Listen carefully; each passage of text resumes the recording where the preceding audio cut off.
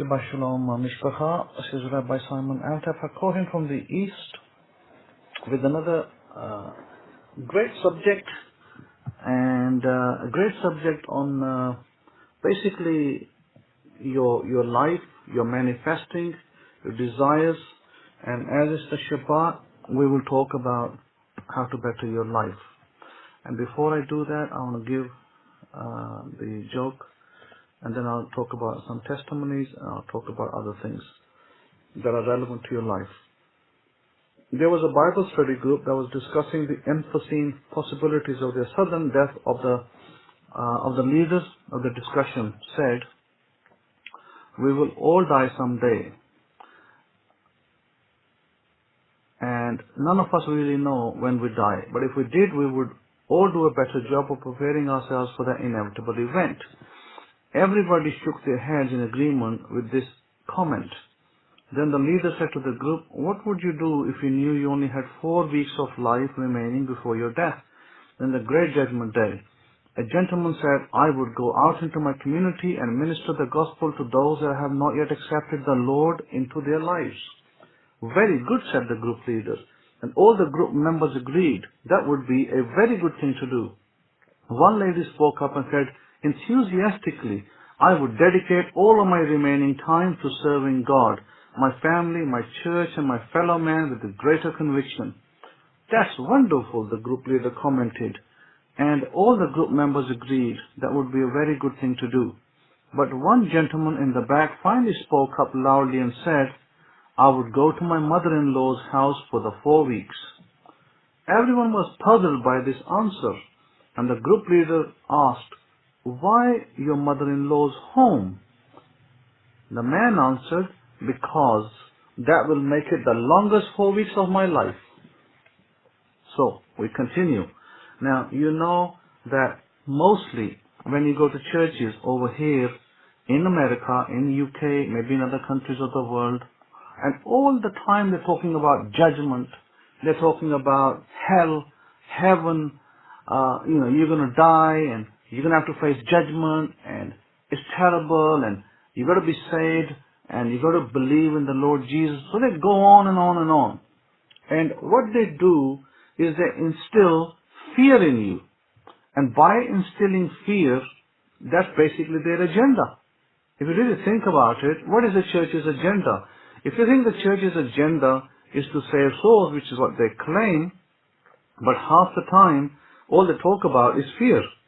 So it's inevitable that people stop going to churches because all they instill in people is fear. When fear is instilled in people, then fear will manifest, and you do not want that. That's just the reality of things. Now we will look at some verses in the Bible, and we'll discuss those verses, meanings perhaps, and how they can be active and effective in our lives. But I think that it's evident, and I probably don't need to tell you this, but you know yourselves who've been to churches, that apart from, when it's Christmas, and apart from when the other things are going on, they instill fear in you, period. And what you're going to manifest with fear? Absolutely nothing. You're going to manifest nothing. You're going to manifest fear. You're going to manifest lack. And, this joke that I gave you is very relevant, because I knew some people that actually, were watching certain channels, maybe Christian, maybe news, and in those channels, people were also instilling fear. Hoard up on food, hoard up on water, hoard up on this, hoard up on that. Not the reasonable collection of food. Like maybe it'd be reasonable to have 3 to 6 months of food. There's nothing wrong with that. 3 to 6 months of water is very sensible, because you can use that up and then buy some more. But asking people to hoard up on water, hoard up on food, and hoard up on this and hoard up on that is a fear agenda. And all that agenda does is sells other people's products. And by selling other people's products, you end up losing your money, because maybe your food that you purchase or items that you purchase go out of business, go out of date, and you have to throw it away, and it's no use. That, by the way, has happened to people. So I would encourage you to, wherever they've got this fear agenda going on, walk away from it as quickly as you can. because that's not where you want to be. You want your life to be happy, joyful, whatever life that God has given you, whether it's 10 years, whether it's 50 years, whether it's 100 years, be happy with it. Do the things that you desire. Manifest the things that you want. With that, I'm going to give you a testimony, a beautiful little testimony. As I was going about this week, I went to visit a family which are slightly, they're kind of slightly out of the city, in the sticks, so to speak. And so the person there, one of the members of my family, a relation, he took me outside and he was taking me to just show me around, he said he'll show me all the fields and how people grow their stuff and what they do, etc. So I was going out and I came across this pony, little horse, and there was a little heifer, red heifer, pure red heifer. As you know that in Israel, since the death and resurrection of the Messiah, there's never been a heifer being produced in Israel, or since the destruction of the temple, no heifer has been produced in Israel that is pure red. And so when I saw this heifer, I was like, wow, this is a beautiful red heifer. Anyway, so I saw the pony, and I walked up to the pony, and I started to, pat the pony. And first the pony, he was a little fearful first, because maybe I'm going to, do something bad. But when I extended my hand to him, he kind of stopped, and I pat him on the side. And when I pat him on the side, he came closer to me, and he started to caress me, with his head. And I started to pat him. I said, what a beautiful pony, it was red color pony, and or maybe you call it the brown color. So that kind of color. And there was a heifer that was a red color heifer. So as the pony was coming, the pony was really became friendly to me, and he was like, he was putting his head against my arm and against my stomach. And then the heifer, what happened with the heifer, he obviously recognized me as well. And the heifer started to jump up and down. He saw me start to jump up and down, and I got near the heifer. He was jumping up and jumping down like this is like skipping. And I was like, obviously you recognize me, that I'm the Kohen. And he just was just jumping. And then I would go to him, and he would come to me, but he was bound by a little rope that would stop him from coming to me. So he'd keep coming to me, and then the rope would stop him. And then, I decided to walk away after that to kind of look around what's going on around the scene. And as I was trying to walk away, the pony was calling to me, and the heifer was jumping up and down again. And I was like, wow, these are animals, these are animals. They have their own vibrations, they have their own frequencies. Even they can recognize who is good and who is bad. They can recognize it and they can sense it. Very, very sensitive animals. And I was like, what a beautiful scene, what a marvelous scene that I was able to at least witness these things, and it was great. Now for the testimony, Baruch Hashem Yahweh, the testimony I'm going to give you is a wonderful testimony of a student of mine. And this is from a few weeks ago, and the student had asked me that he was trying to manifest a car, and he asked me that should I go and manifest the car that I'm desiring, and I said, yeah, sure, go ahead and do this, and kind of gave him the formula of how he's able to manifest a car for himself easier. So the student wrote into me last week, and he said he's manifested a 2016 BMW X1 for himself and for his business. And so he was very happy, and I'm very happy for him as well. A nice X1 BMW, that's great. So my point is that if all the church is going to do is going to put fear-mongering in you and get you ready for judgment, and you know what judgment means. Judgment means that there's going to be tension in your body. There's going to be a resistance in your body, because what judgment does is when you continuously think about judgment and death and the inevitability of death, or if you're going to think about what's going to happen when you die, then all you're doing is you're making a a very heavy resistance in your body, and that also going to lead to deterioration of any manifesting desires that you have, because you're going to not being able to manifest those desires, because you're thinking negatively. And not that we don't think negatively. Of course, we have positive thinking and negative thinking in our lives. But when you continuously think negatively or judgment, what judgment does, it creates resistances, and resistances create further problems into manifesting, and then you're able to manifest.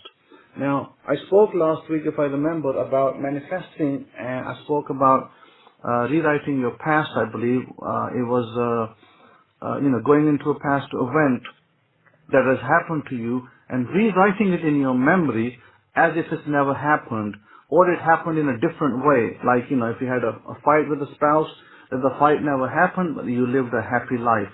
Now, it's very important to understand at this point that why is it that certain times we are not able to manifest and certain times we are.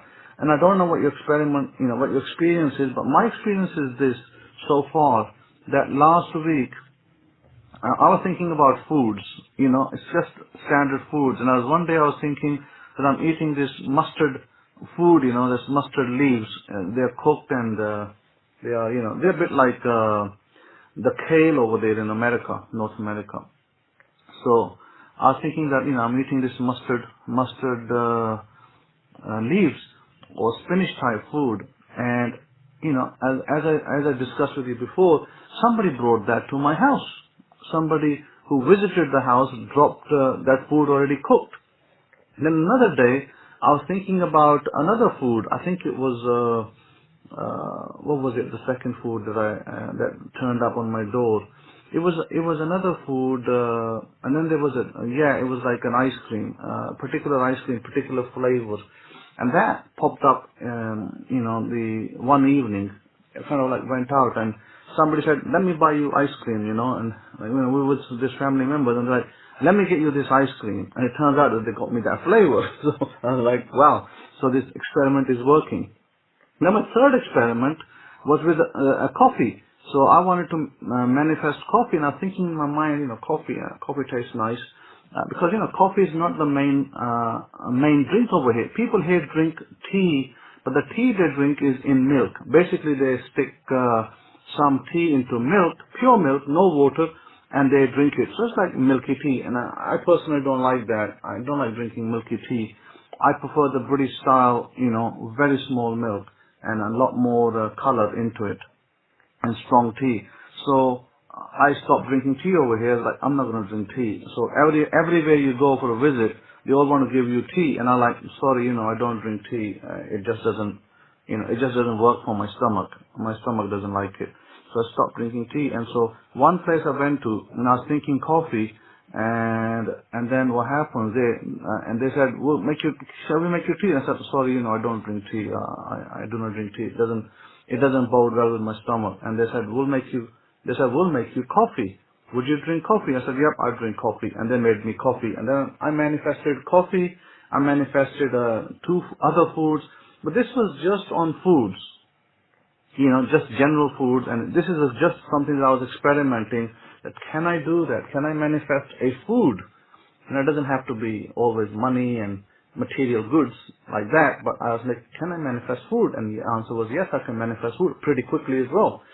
So remember, when you are meditate, when you meditate in the morning, you do your grounding, you do your midbrain activation, or you do your chakra cleaning. What are you doing? I mean, that is not adding. Don't get it in the wrong way. That it's not going to make you a millionaire by doing that. All that's basically doing is it's like priming you. It's cleaning you up. And it's tuning you up so that you are able to receive faster. That's what it will do. But you still have to do the other legwork. See, manifesting is a lifestyle. Why do I say that? Because our Torah talks about manifesting. Our books talk about manifesting. And so it's a lifestyle. So what do we say about Torah? What do I always say about Torah? Torah is a lifestyle. Torah is not a religion. Don't take Torah for a religion. Yes, we do our Sabbath. because it brings blessings in our life, because it's a covenant. Yes, we do the foods that we eat. Yes, we do our festivals. Why? Because these are all things that bring blessings in our life. They are a lifestyle. We don't do them as a religious, we don't do them because of religion. We have nothing to do with religion. Religion is for the masses. Religion is for the masses, the Goyim, the Gentiles, who want to go out and do this Christianity and do this Islam and do this Buddhism and Hinduism and whatever. That's religion for you. We are not into religion. We, as the children of Israel, Bnei Israel, we are into a lifestyle of how to live. And God has given us a blueprint. He has given us beautifully our holy books, which are a blueprint for our living. The first 5 books of Moses are our blueprint. And after that, the rest is just commentary. And that's exactly how we take it. So I wanted to take you to a section of the Torah. Briefly talk about it so you can understand where I'm coming from, why it's a blueprint. Now, do you remember that Joseph was called a dreamer? And Joseph's brothers, they did not like him because he dreamed. And he dreamed about future dreams that he's going to have, things that he's going to have. He told his parents even they didn't like it. They're like, what kind of dream is this? You're making us servants of you or something? And the brothers, what kind of dreams are you dreaming? You think we're going to be subservient to you and become your servants and slaves? So what happened was that all those dreams that Joseph dreamed, guess what Joseph was doing? Let me actually tell you what Joseph was doing. I'll give you a little bit more picture of that. Joseph had a gift of dream interpretation, but Joseph also had what we call imagination. You see, this is what we don't talk about because we just say, oh, a dream. It wasn't actually just a dream. He was a very highly skilled imaginator. If there's a word such as imaginator, then he was. Joseph was an imaginator. He imagined really good. And when he imagined really good, he saw himself in good places. He saw himself able to get there. And then what did follow after Joseph's imagination? Dreams. Now, if I say to you, or if you say to me, Hakohin, we want to manifest a car. And I say, okay, do this, and you manifest your car. And you start doing it. Then what happens next? You start dreaming about that car. You start seeing that car on the road somewhere. So that is what I'm talking about. Joseph was a great imaginator. He imagined, and then he would dream about it. Then he would tell his parents or his brothers and sisters, and they didn't have as good an understanding as he did. And so they would then curse him down, or they would call him names. And so Joseph's life manifested exactly as Joseph has seen. Now think about it. Now I want you to really go back, look at the pages of Genesis. It's full of manifestation. Joseph's life, Joseph's family. Joseph was a great manifestor. If you really want to learn from Joseph. It's really good because he was able to imagine, then he was able to put to use. You should remember, the Torah, the law of Moses, does not detail everything for us. It doesn't spell it out everywhere. Sometimes it will spell some things out. Other times it just tells you. And you have to know what's in the middle because you can tie, 1 plus 1 equals 2. And you know, oh, okay, this is how it happened. So this is why I'm trying to explain to you that Joseph's dreams came as a result of his being imaginative. Now, who was the other imaginative person in Scripture? Let me tell you who's the other person who is imaginative in Scripture. His name is the prophet Daniel. He was in Babylon, in Iraq, and he was another imaginator, a great imaginator. And he imagined, and then God gave him dreams of the future. What will happen to Bnei Israel? What will happen in the future? What will happen to the temple when the Messiah will come? And how the end will come. See, these are all imaginations that we do. Daily when we sit down and think, we're imagining. Now, another thing that I wanted to talk to you, and maybe I won't explain it so thoroughly at this session, but I'll explain it still to you, and I want you to try it, and I want you to come back to me and tell me that if this has really helped you, or if you've been able to manifest. Because remember, we talk about manifesting, and manifesting, there is the regular manifesting in which you imagine, something. You write it down, you script it. So, and then there's journaling. Now, and then there is self-talk, what I call inner talk or self-talk or self-injections. And I'm not talking about the needle injection, I'm talking about word injection. So what is self-talk? I think Rabbi Kefa may have spoken about this earlier, before in some other lectures. Self-talk is when you talk to yourself in your mind. And a lot of what happens in your life is from self-talk. So start to gauge, start to look at your self-talk. What are you talking about? Are you having an argument with somebody in your self-talk? If you're having an argument with a mom in your self-talk, then that's exactly what's going to manifest. Self-talk is very powerful, by the way. So if your argument is in your self-talk, is like you're having a fight with your spouse in your self-talk, guess what's going to come next? You're having a fight with your spouse when you go home. It will manifest. So, but use it for the good. Use self-talk for the good. How do you use it for the good? Well, let's imagine that, like my student, he wanted to manifest a car. It could be a car, it could be a job. How do we use self-talk for a car? Well, let's imagine there's a particular model of a car, and he says to himself that I want to get such and such. Let's say it was the BMW X1. So he wants to get a BMW X1 model of a car, and it could be generic. Generic, by the way, works better, but you could be specific as well. But you could be generic, and also generic works real good. So you could just say a great car, a luxury car, like that too. That will work as well. So you put it in your self-talk, and in your self-talk, you can do self-talk with eyes open. And I will tell you good times to do self-talk in a second. Self-talk could be for a car. It would be that you're having a conversation with a family member or a friend, and the friend is congratulating you. Hey, Mark, congratulations. I heard that you have purchased your brand new BMW. Or I heard that you got a BMW X1. And you in your self-talk congratulate, take that congratulation and say, yeah, that's great. I got my BMW X1. It's wonderful. So, and then you repeat that self-talk again. Hey, Mark, I heard that you got a great BMW.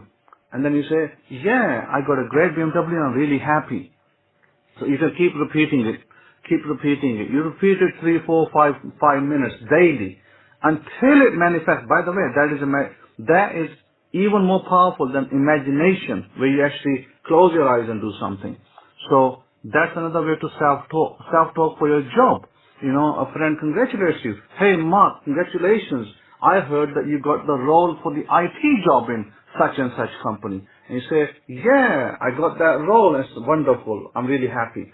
Then again, hey, Mark, I heard that you got that role for that IT job in such and such company. For a business analyst maybe, for an IT analyst. Yeah, and you say, and you repeat it in your self-talk. You say, yes. And, you take the friend's name, whatever the friend's name is. Let's say his name is Joe.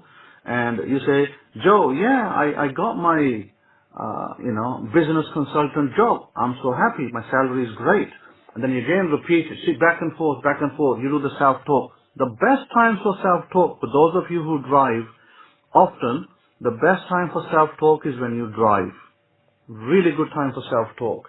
Number one. Number two time good for self-talk is when you're sitting down at home on your couch and you've done your day's work and you're sitting down, maybe you're going to have a cup of, coffee or something. That's another good time for self-talk. Or the third best time for self-talk is before you go to bed. And there's also the lullaby technique. What is the lullaby technique? The lullaby technique is when you're going to sleep. When you go to bed and you start doing a lullaby. A lullaby is something that you're telling yourself. Something could be like, I'm a millionaire. I'm a millionaire. I'm a millionaire. I'm a millionaire. I'm a millionaire. I'm so happy and grateful that I'm a millionaire. I'm a millionaire. I'm a millionaire. And you're doing self-talk. So you're going to have this self-talk, and as I said, the best times for self-talk and the lullaby technique. The lullaby technique is where you are going to do this, I'm a millionaire, I'm a millionaire, I'm a millionaire. It must be in the present tense, and you fall asleep by doing that. Or you could be saying, I am wealthy, I am wealthy, I am wealthy, I am very rich, I am very rich, I am wealthy, and you fall asleep. Then, when you do the lullaby technique, you don't just do it once, you do it more than one time, and then you let go. After 2-3 days of doing the lullaby technique, you let go. After doing the 2-3 days, good of your self-talk, you let go. You must let go. And then same with the script writing. When you write a script, you're writing down your script, you're saying, I am so happy and grateful now that I have received such and such. It could be a business relationship, could be a business, could be a vehicle, could be a job. I am so grateful that I'm working for Microsoft for X salary. I am so grateful that I have a beautiful job making $80,000. I am so happy and grateful that I am married to a wonderful woman. I am so happy and grateful that I have a wonderful relationship with my spouse. See, many ways to write it. Always write in the present tense. Now, somebody asked me about receiving a husband. If they said, we want to get married, a lady said, I want to get married. How can I get this accomplished? Very, very easy, very simple. As I explained to her, as does Neville Goddard in one of his books as well, he says to wear a ring. I said, wear a ring. Wear a ring and then look at the ring, and then when you go to bed at night, say good night to your imaginary husband in the bed. But you see, another thing that you can do for your husband is you write an affirmation. I am so happy and grateful now that I have a wonderful, God-fearing husband that loves me and is having a great relationship with me. That's one way. Or you could say, I am so grateful that I have a very loving, God-fearing man who has become my husband, and he loves me much, and we have a wonderful relationship. See, these are ways to write in the present tense. And then what you do is in your imagination, you see at the end, you see a wedding ceremony. Not a wedding ceremony, sorry. You see a wedding anniversary. A wedding anniversary is a year into the wedding or 2 years into the wedding that both of you are there, you're celebrating, you're happy, you see that imagination. Run it for about 5 minutes and you've done good. Run it for 3-4 times, run it really good in your mind and you've done good. The other way to manifest it, the other way, is to write it down. Write down, I am so happy, or I am very grateful that a God-fearing man has become my husband and is very loving and is very honest and very sincere. You see, you need to write the traits that you want in that man. And then you put a full stop. When you write it down, you only write it down one time. Every day in the morning, one time.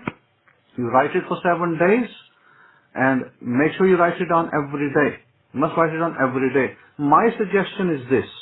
You write it for 3 weeks, 21 days, or 22 days. Write it for 22 days, then you take 8 days break. Then let go for 8 days. Then come back to it. Write it for 22 days again, and 8 days break. I can guarantee you this. If you really believe in yourself, and you should, if you really believe in yourself, that what you've written will come to pass. I guarantee it. It will come to pass. But you must believe in it. Believe in what you write. All you've got to do is write it in the present tense. Now, a lot of people today are manifesting what I might describe as reactive manifesting. What is reactive manifesting? Reactive manifesting is, for instance, I don't know, it's a crude example. Maybe your friend or a very good friend had an accident and they ended up in hospital. And, you're trying to pray for their safe release and for them, not to be so much wounded or in injuries and stuff.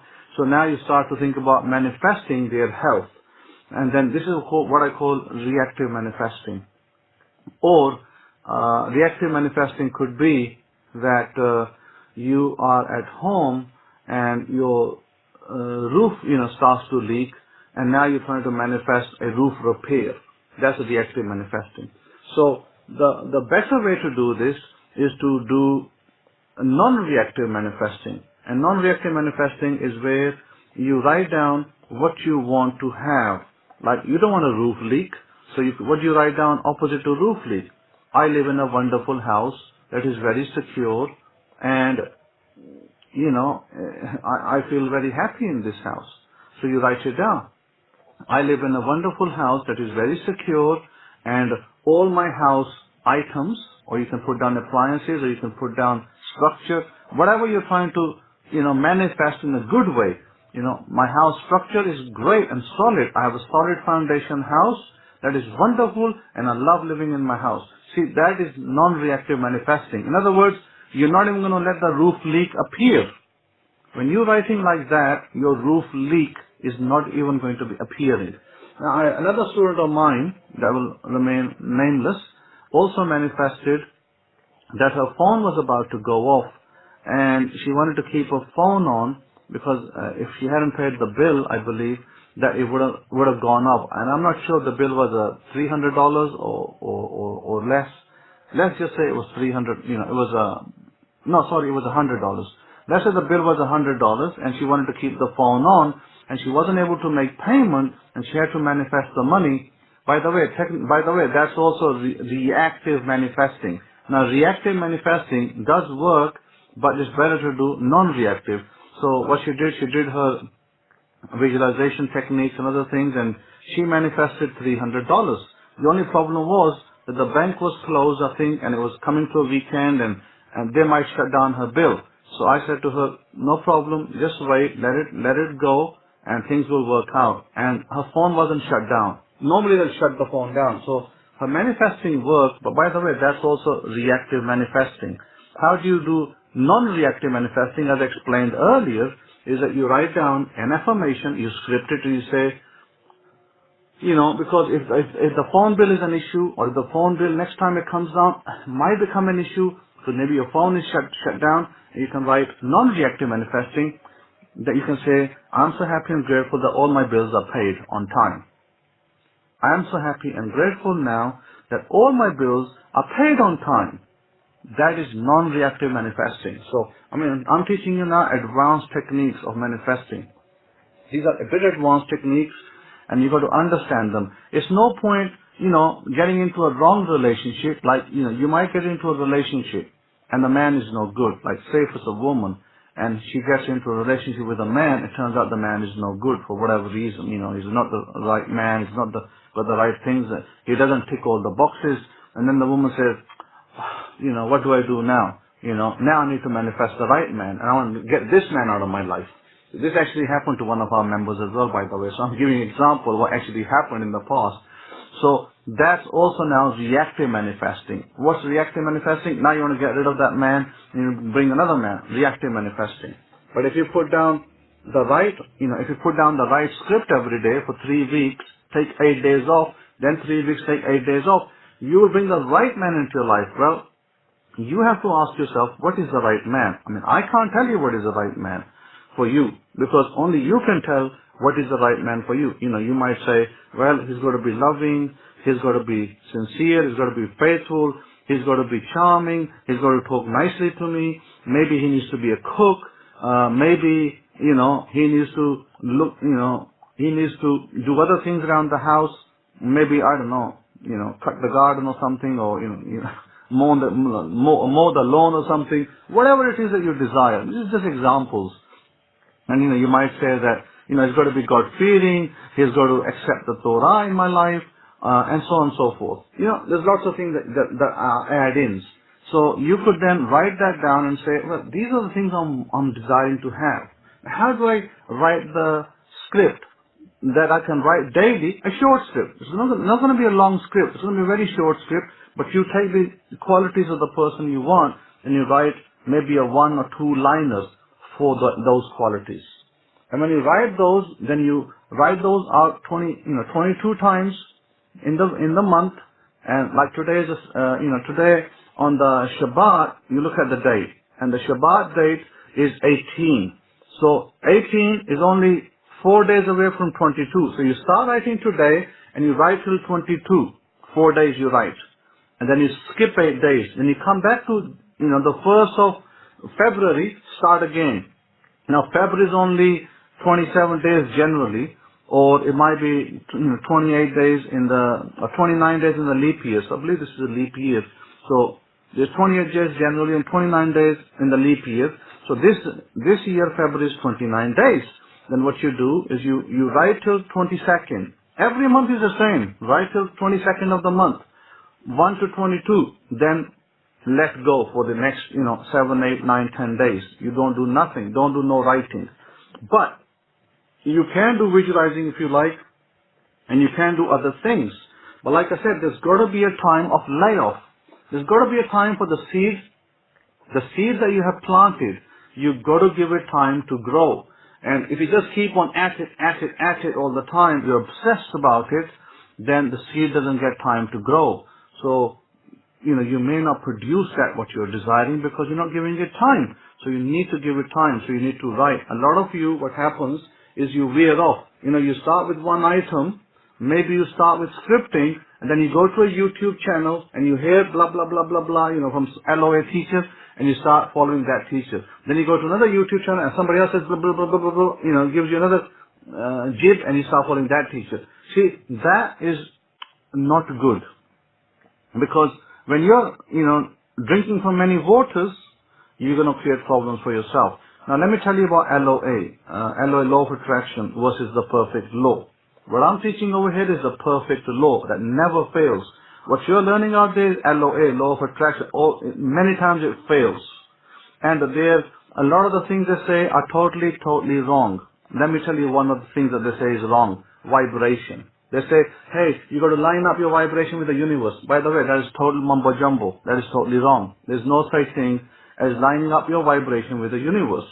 That's just a mumbo jumbo term that has absolute no meaning and has absolute no application in your life. All I've got to do to line myself up for a manifestation is to make sure my method is right and workable. If my method is right and workable, the rest is irrelevant. In other words, there's no such thing as lining up with any universe. This is no such thing. It's just a mumbo-jumbo term that they use, and they just use that term. You got to bring your vibration up, you got to line up, and you got to do this, you got to do that. It's a lot of terminology that has absolutely no,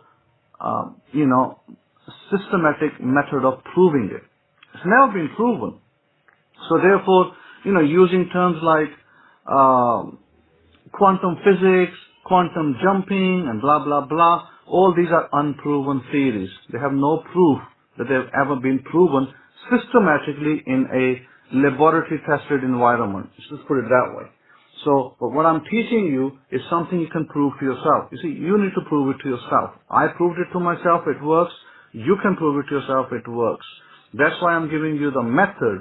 When people speak to me, I say to them, you got to get the method right. And of course, as a Kohen, I can pray for you, I can bless you. I can do all those things that will help you. See, they are like a bonus on top.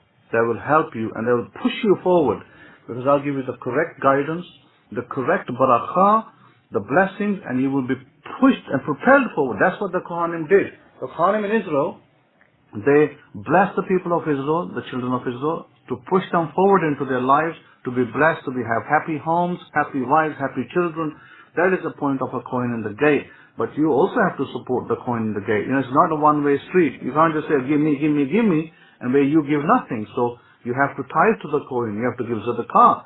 Those things you have to do. When you do those things, then naturally you are a recipient for blessings, because you are B'nai Israel. Now, some of you may not be considering yourself B'nai Israel. So you need to consider yourself as B'nai Israel. You need to remember that you're part of a covenant. And when you're a part of a covenant, then things will happen for you.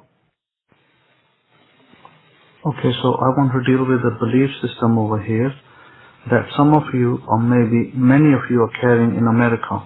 And your belief system is this, that the white man is evil and the white man is after me. So this belief system will cause all sorts of problems in your life. For instance, you might think that you've been spied on. You might think that somebody's trying to hack your phone. Somebody's trying to hack your account. And, along those lines, this belief system is what continues with you and what will cause all sorts of problems later down the road, because you're going to manifest exactly what you believe. You're going to manifest it because you believe it. And everything that you're trying to manifest alternative to that is going to be hindered. It may come still, but it's going to be hindered.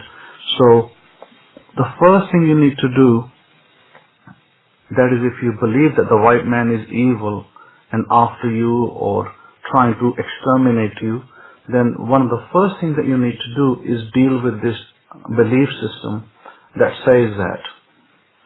Now, at this point, there's two questions I want to ask you.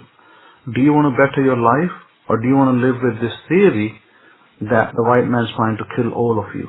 See, if you want to better your life, then you'll go down the path of bettering your life and making better of how you live in this world. And if you want to go down the path of believing that the white man is evil and trying to get you, then that's the life you will live. A life of fear, a life of torment, and a life of suffering. So first of all, you need to decide what life you want. And as you know that the Torah commands us, choose life. Because the other alternative is death.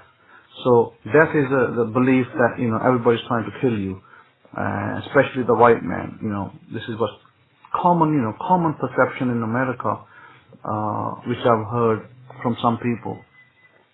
So you want to go down the path of believing that God is good and good things are going to come your path and good is going to happen to you. So you're going to have to write an affirmation, and this is the affirmation you're going to read every day. God is good and God only does good for me. God is good and God only does good for me. I have great relations with everyone. That's the first thing that you need to do. Let me repeat that again. God is good. I have great relations with everyone. Or God is good and God only does good for me and I have great relations with everyone. Again, I am so happy that God is good and God only does good for me and I have great relations with all of humanity. Not just everyone, black or everyone white or everyone yellow. I have great relations with all of humanity or with everyone as a general. Once you deal with that, now you're in a position to manifest a better life.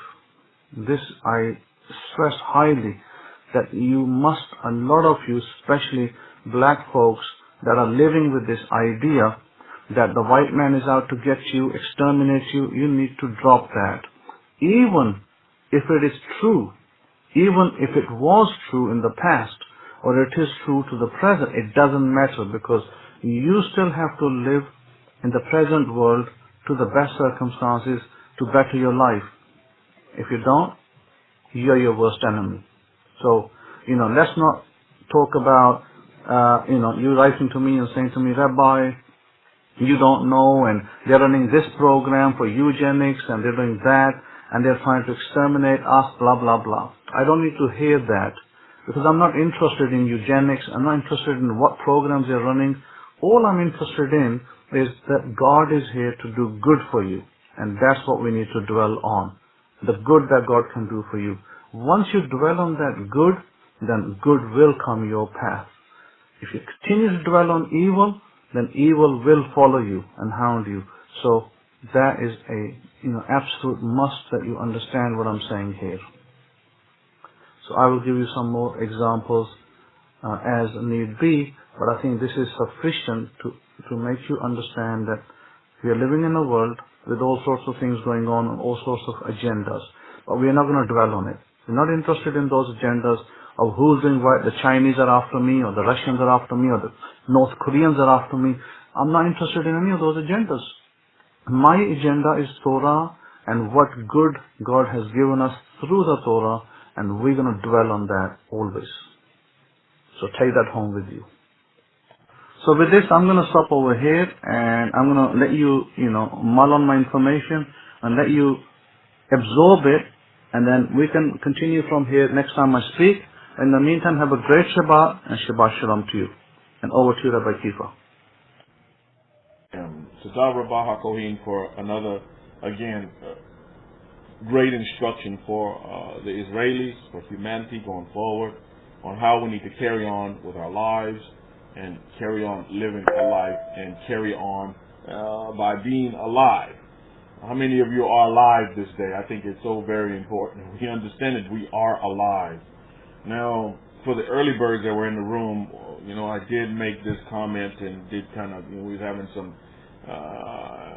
introspective type discussions to where you have to decide if you are alive, then you have to decide this one important thing. I'm going to read my quotes of the day in a minute, but I think you have to decide this one important thing if you are alive. Now, if you are alive, you understand that, how many of you understand that your whole life at the end of the day is just one big story?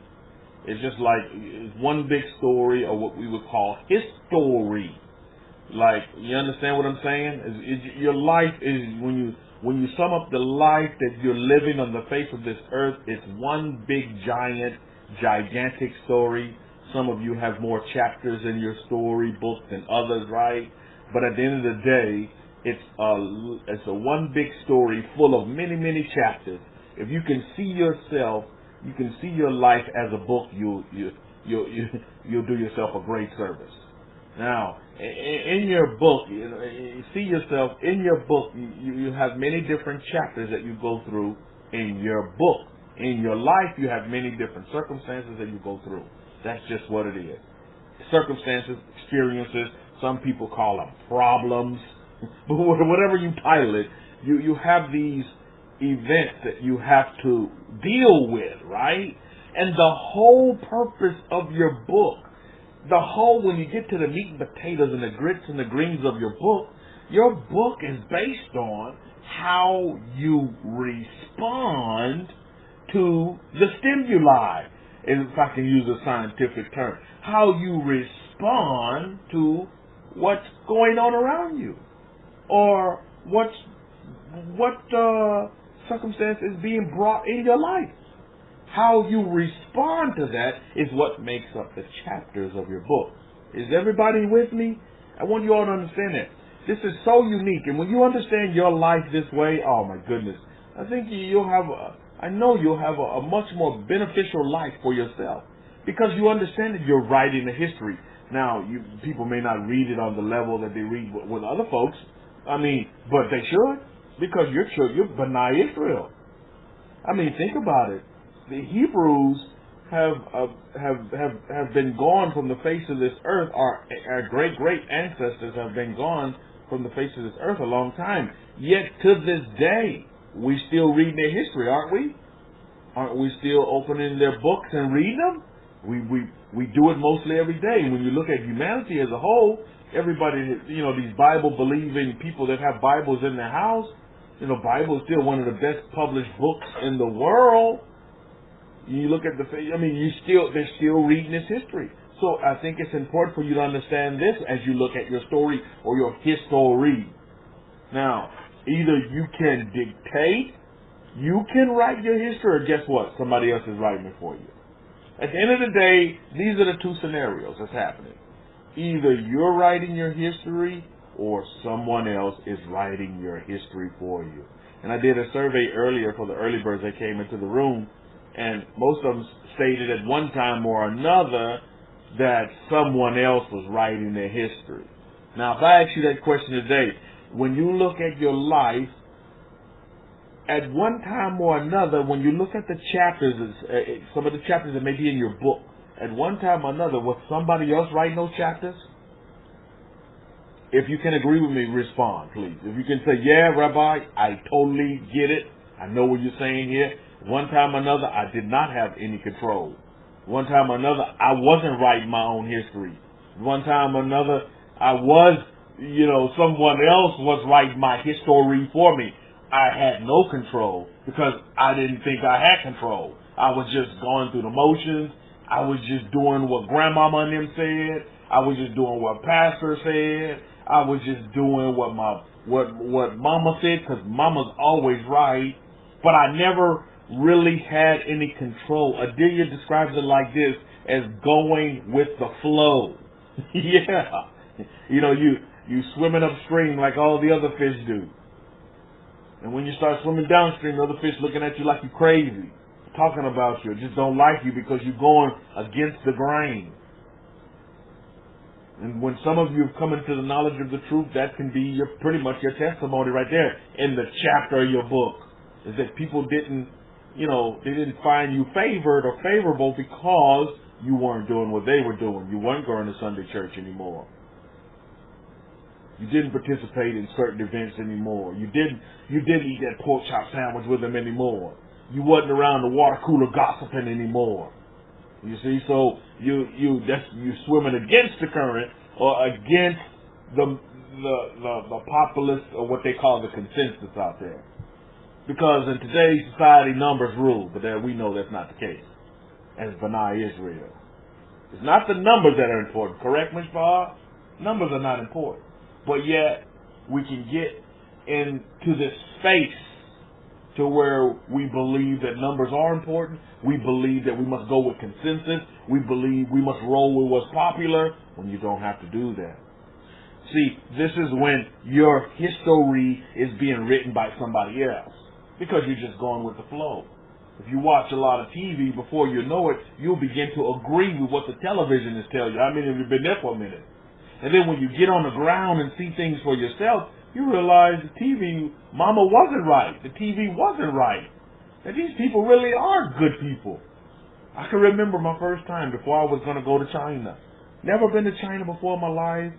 Never had the experience of what a communist country. How many of you in this room have been to a communist country? Anybody in this room?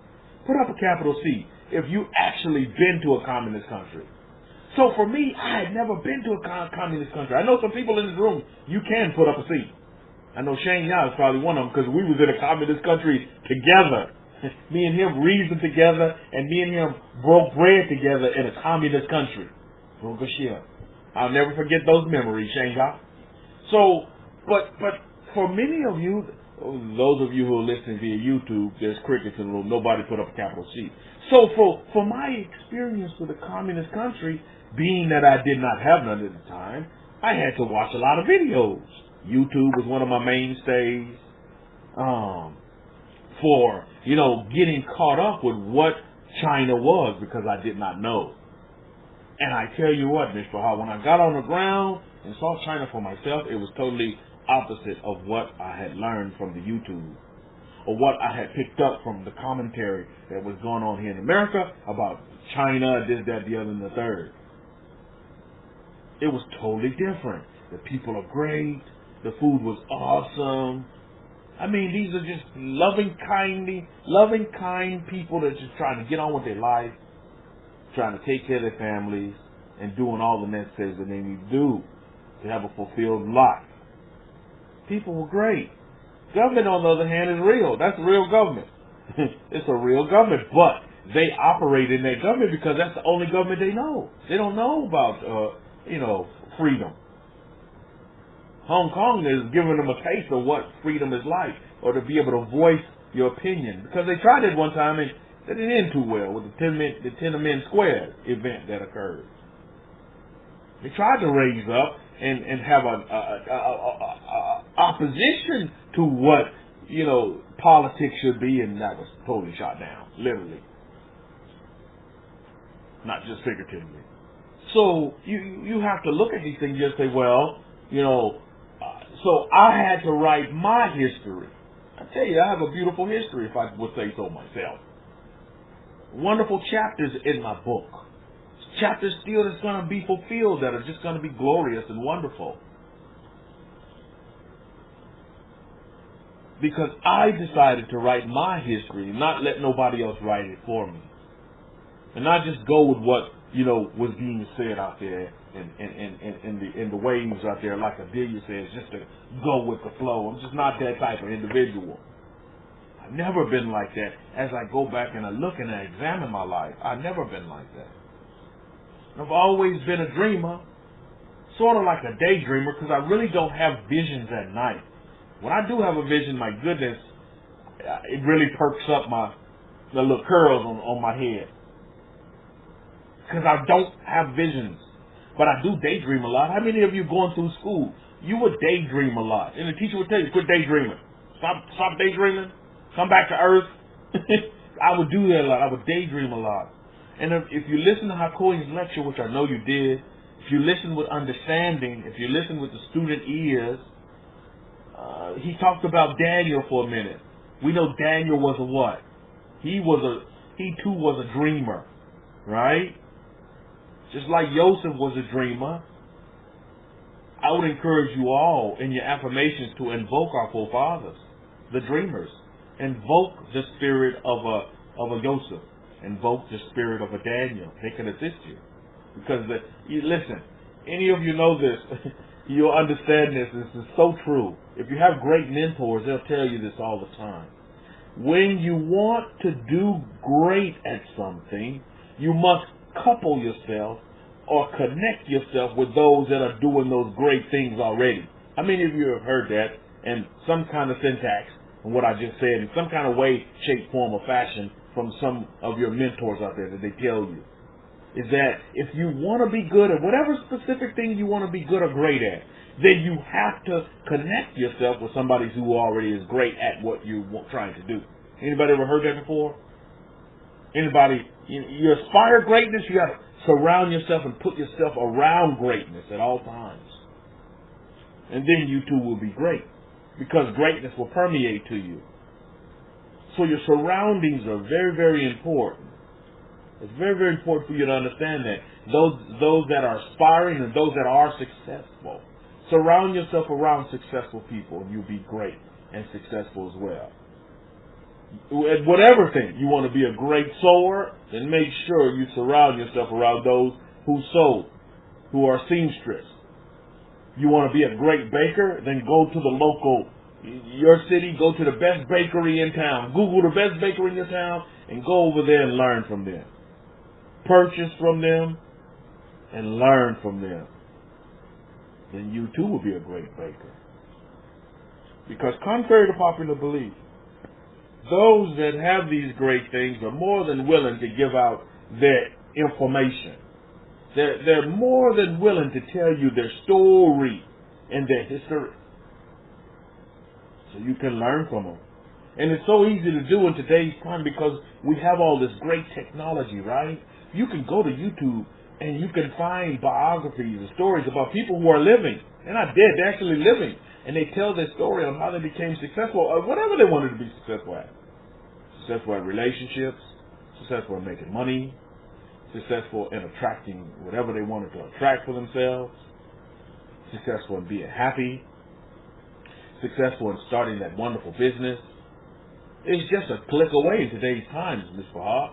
So we have such great advantages over our forefathers. But I want to encourage you to invoke our forefathers, who were truly dreamers, who were specialists at dreaming, who were experts in the form of dreaming and meditation. Baruch Hashem. I love to invoke my forefather Daniel. Anybody, here's a good question and answer for you in our history. Does anybody know where Daniel is buried today? Does anybody know? Where is he buried today? Daniel. Anybody know? What country is Daniel buried in? Let me get more specific. Anybody know? Anybody want to take a shot at it, family members? Line Princess says Iraq. A woman says Iraq. I give folks time to think about it. Some of you may be even Googling it right now. But does anybody know? Any other takers? Any other responses from the family members on where is Daniel buried today? Anybody know? Anybody want to take a shot at it? Just out for your responses. Line Princess and Yael, woman of the tent. Does anybody know? Daniel had big footage in Iraq. Yes, he did. That was an area. But again, we have to look at the maps today and understand that the maps today weren't like Daniel's maps back then. Let's just say the lines, property lines were drawn in a different way. Any other takers? Okay, so here's the answer to that. Daniel today is buried in a good old Iran. He has Iran. He's buried in Iran. There's a beautiful temple or shrine to him there in Iran. Surprise, surprise, right? In Iran, out of all places. A few years ago, I was trying to get a passport to go to not a passport, but I was trying to get permission from the United States government to go to Iran because I wanted to go to his burial place. But I was rejected. I was told I couldn't go because of the conditions between Iran and America at that time. So yeah, Daniel is buried in Iran. Surprise, surprise, right? Surprise, surprise. So that's where he's buried, and the great prophet Daniel. So again, these are things that we have to look at, and I'm pretty sure, as anybody else, because I know, anybody remember my taco manifestation I talked about? Manifesting those breakfast tacos, the potato and egg breakfast tacos a while back. Has anybody else had the same experiences? Chloe talked about it as well. And that was just self-talk. I did not write one affirmation for that. So what Chloe said is very true, is that self-talk, you can manifest things a lot quicker, because I manifested those potato and egg or breakfast tacos within 2 or 3 days. This therapist was a speech therapist. She was bringing me breakfast, tacos that I manifested. Specifically it was her. I said, she's gonna bring me this speech therapist is gonna come in and bring me breakfast tacos, potato and egg, like I like it on the corn tortilla. Sure enough, that's just how it came. So manifestations just like Queen said, doesn't always have to be about money or you start small, and I would encourage you. Has anybody else done the manifestation of experience with the self-talk, and you had things come in like food, or you just maybe ice cream cone or something that you wanted, and did you have it manifested? Try it out. I would encourage you to try these experiences out, put them to the test, because they really do work. Especially when you start doing self-talk. You start self-talking, and it just comes right in. A few days later, maybe a few weeks later, maybe even same day service. Baruch Hashem. So things can happen that way to you. They can and they will happen if you desire them to happen in your life. You write your history. You write your story and don't have others write it for you. Oh, Rabbi, that can never happen. And sometimes the others is not people outside of yourself, but it's that doggone mind of yours that's playing these tricks on you. When your subconscious wants to do super things, your mind is saying, no, you're going to be minuscule. You're going to be mincemeat. You're not going to do anything. And your subconscious is telling you, man, you're a porterhouse steak, man. You're not mincemeat. Had to throw in the cooking analogy. Had to throw that in there. But I think it's very, very important that we do understand that. Now, my quote of the day is coming from, and Lion Princess, I think you'd appreciate this one, coming from the other side of the pond over there, a person who has done great things. But he says this. His first quote is this: success is not final. Failure is not fatal. It is courage to continue that counts. Success is not final. Failure is not fatal. It is courage. It is the courage to continue that counts.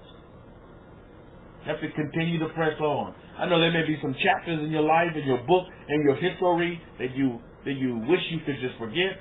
Don't forget them. Failure is not fatal. Success is not final. That's a good quote. It is the courage to continue. You just must continue on. You must continue where? In the now. You must continue in the now. Just continue on. Press on. Continue on. As we talk about history, listen to this one. History will be kind to me, for I intend to write it. There you go. There you have it in a nutshell. And these quotes are from no other than Winston Churchill.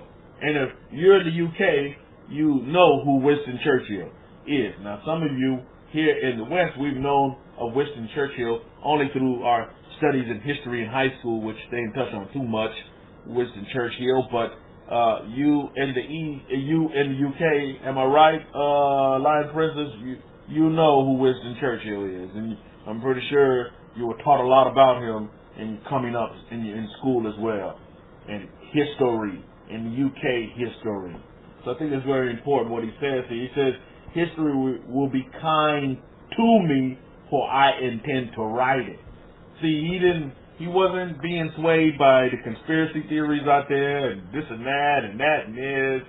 No, he was writing this. He was busy using his energy, utilizing his energy to work on his own history and write it himself.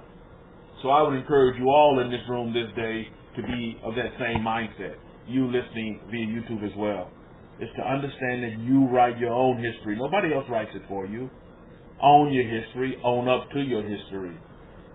And at the end of the day, because at the end of the day, when you lying in that bed and you get ready to take your last breath and you look back on your life, you can say you did it your way. Didn't Frank Sinatra have a great song? He said, I did it my way.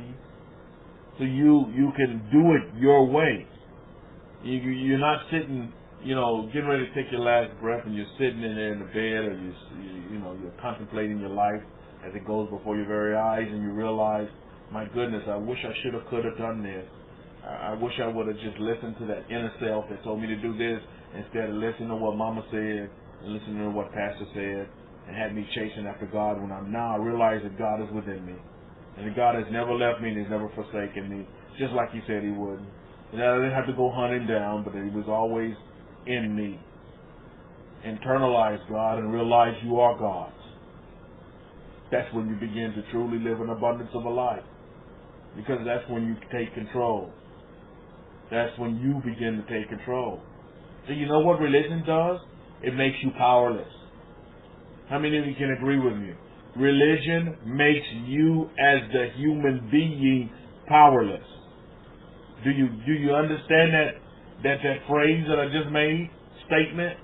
Religion makes you powerless. It truly makes you powerless. Because then you have no control. And you're always searching for something that's outside of yourself. You're always looking for something, and you're always seeking for something, but you never find. But they keep telling you, quoting that verse, oh, seek, brother, and you will find. And you're seeking and seeking and seeking and seeking, and you're seeking, and you never find. And you continue seeking. And that's the whole kit and caboodle of your life summed up in your book. The chapters of your book all say the same thing. I've just been seeking, I've been seeking, I've been seeking. But you never find. Don't allow that to be your testimony. Remember what Winston Churchill said. The courage to continue, that's what counts. Is you must have the courage to continue on with your life. Don't give up. Definitely don't give in. You see, because religion will do that as well. They're big on doing that. Is that you'll just give in. You'll become complacent, which would be another great word for that, giving in. You just become complacent, and you just do what everybody else is doing because that's what everybody's doing. And because the majority of the people are doing it, then I know what I'm doing is right because everybody's doing it. That's complacency. And what that'll do is put you in a stagnation mode to where your life will become stagnant. And it'll just become just like a broken record, playing the same old thing over and over and over again. Over and over and over again, thus leaving you powerless. When you don't realize as a human being how much power you have, but religion keeps telling you this mumbo jumbo and feeding you this stuff that makes you powerless, and it sucks the power that you have within you. It stipends it because it just becomes innate. It doesn't have any movement. You can't see how powerful you are as a man. You can't see how powerful you are as a woman. It's because you've been told otherwise. You've been conditioned to think otherwise, when the otherwise is wrong, and what Mama said was wrong. And what you believe inside your being is actually right. But that doesn't have time to nurture. It's because you're too busy searching for something that you will never find. Religion leads you down a road of nothing, thus you find nothing. And when you put nothing together with nothing, what does that leave you with? Let's do the equation. That leaves you with absolutely nothing. So I know all of you have awoken. Israelis, you're awake now. But again, There's some things that you're going to have to deal with, some baggage you're going to have to get rid of to bring you to the fulfillment of who you really are and how powerful you really are. You have to leave and let go of some baggage. And sometimes if you don't do that, that baggage will try to creep back in. They'll try to return the sender on you. You mail it off and they'll come back and return the sender on you. And you want to adapt those old ways. Those old ways that you've been conditioned with, those old ways that you have adapted from childhood. And you have to let that go. And understand that you're new. You're new now. And Winston Churchill, he said it great in his quote when he said, success is not final and failure is not fatal. And I know in all of your books, mine included, that there's points in those books where, there's chapters in that book where there's failure. I did not succeed at a particular thing that I was trying to do. Failure at a relationship. Failure at meeting whatever I wanted to meet at that time. But failure, to me, just like Winston Churchill, was not fatal. It was not the stopgap. Actually, failure for me was the beginning point. Oh, that didn't work? Okay, let's go on to the next thing. Failure is not fatal, Mishpah, just like success is not final. Once you meet that particular thing that you wanted to meet, your affirmations, you didn't say, okay, I'm going to stop writing affirmations, right? You just said next affirmation up, correct? Next mark up. Because there's many marks that I want to meet. And I will spend my entire life on the face of this earth meeting my marks, Baruch Hashem. Being happy and humble in the process. But it takes the courage to continue. It takes courage for you to meet your marks, Mishpah, because they're going against the mainstream. Like someone said earlier. They're going against the flow. You see, you're going against the flow. You got to have courage to continue. That's what counts. Even when you fail sometimes, it's not fatal. Even when you do have success, it's not final. Because there's more to be done. And there's more that you can do as a human being to make this world even a better place, to make your world a better place. You may not be able to change what's going on in China. That's not your remit. But you can change what's going on in your neighborhood. You may not be able to change what's going on in Iran. That's not your remit. But you can change what's going on in your neighborhood. Baruch Hashem. In your family. Baruch Hashem. History will be kind to me, for I intend to write it. I would encourage you all to adapt that statement and that mentality and that thought process that you are writing your history. You're writing it. Age has nothing to do with it. You're writing your history. The benefit of age is that what?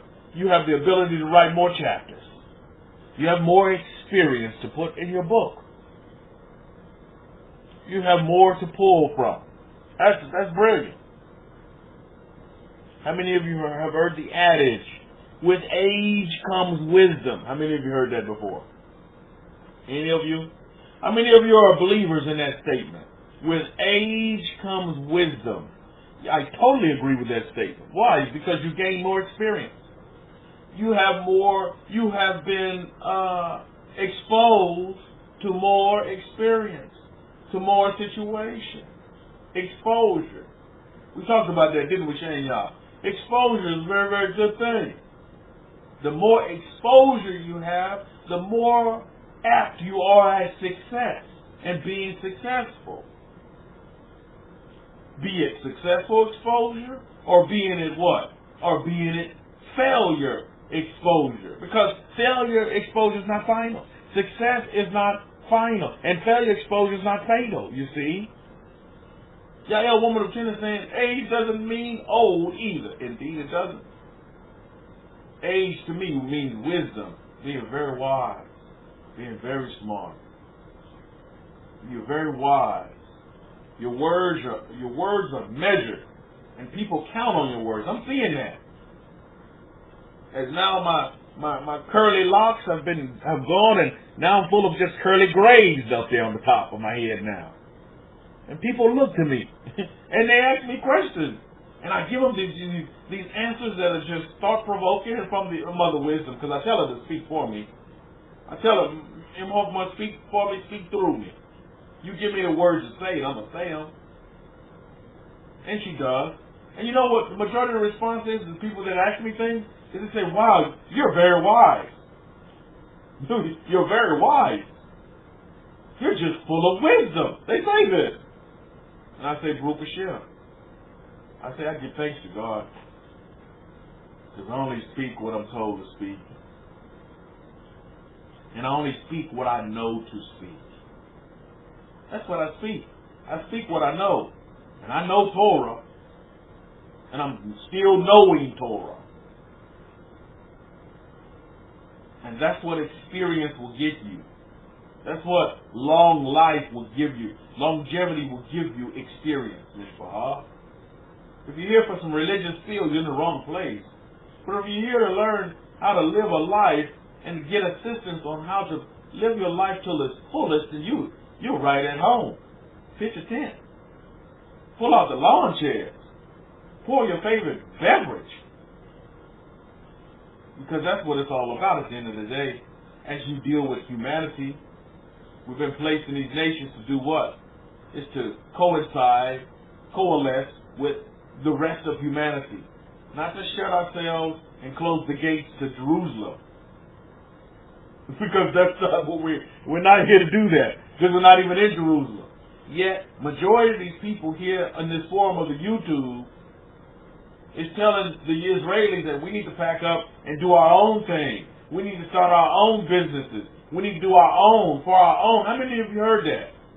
If you're out there sipping from all these different waters, this is what they're saying out here. Israelis. Oh, we need to separate ourselves. We need to be set apart. Boom, boom, boom. Set apart is word. But their deeds are far from set apartness. No, we've been placed in these nations not to segregate ourselves together, but to come together. Not to see ourselves as separate, but to see ourselves as equals in society today, Mishpah. For some of you, how many of you right now, you're happy with your history the way it's written? You put up a capital H. You say right now, Rabbi Kefa, I'm happy. As I look at the chapters in my book, in my history, I'm happy with the way my history's been written thus far up until now. Put up a capital H. You say, yep, I'm totally happy with that. Because guess what? If you're not happy with it, you can rewrite your history.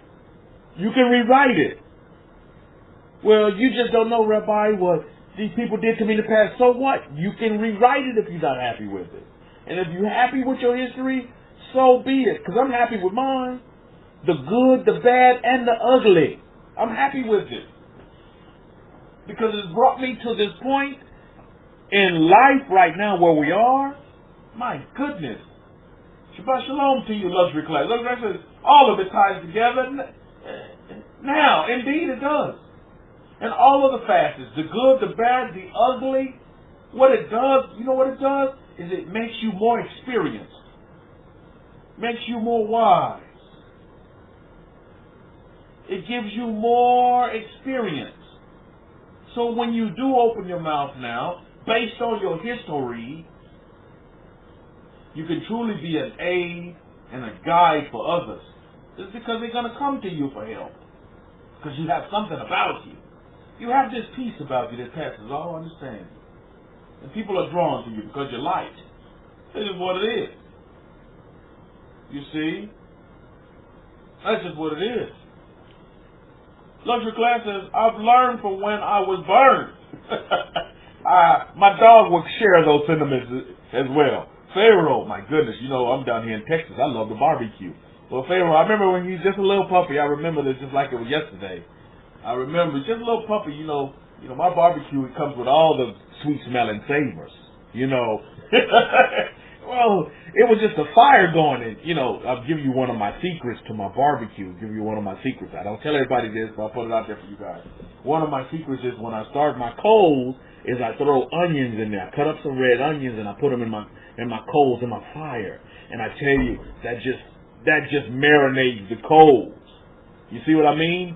Of course, I throw some mesquite in there, but I chop some onions and I throw it in the coals, and instead of putting out that charcoaly, smell it, man, it puts out this aroma, this sweet smelling savor that the whole neighborhood can smell. And the meat hadn't even touched the grill yet. Look, I already see some of you salivating.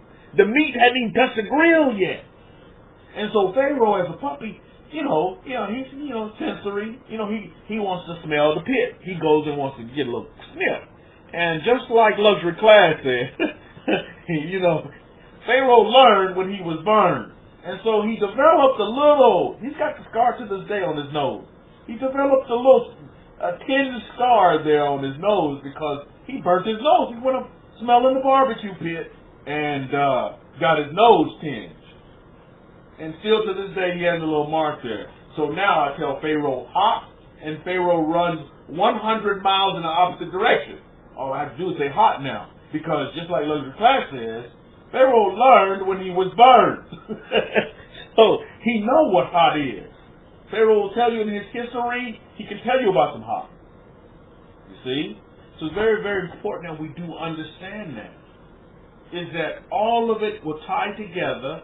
Don't sit there and knock one chapter of your book in your history and say, you just stay in that chapter and you never move on and begin to write new chapters. Because just like Luxury Class said, and well said Luxury Class, is that at the end of the day, it all encapsulates you. And it's all yours. And you got to own it. It's yours. And so this is why I named the title of this lecture, Your Approach. Because life is all about that. It's how you approach it, right? That's what makes up your history, is when circumstances, when situations, or so-called problems come your way, how do you approach it? How do you approach it? That's what writes the chapters in your book. How do you approach it? What approach are you going to use? Your life is how you approach it. All in your approach. Ask yourself, how did I approach it? You see? This is what it's all about at the end of the day. How do your approach on life, when somebody comes with you, how do you approach it? You see?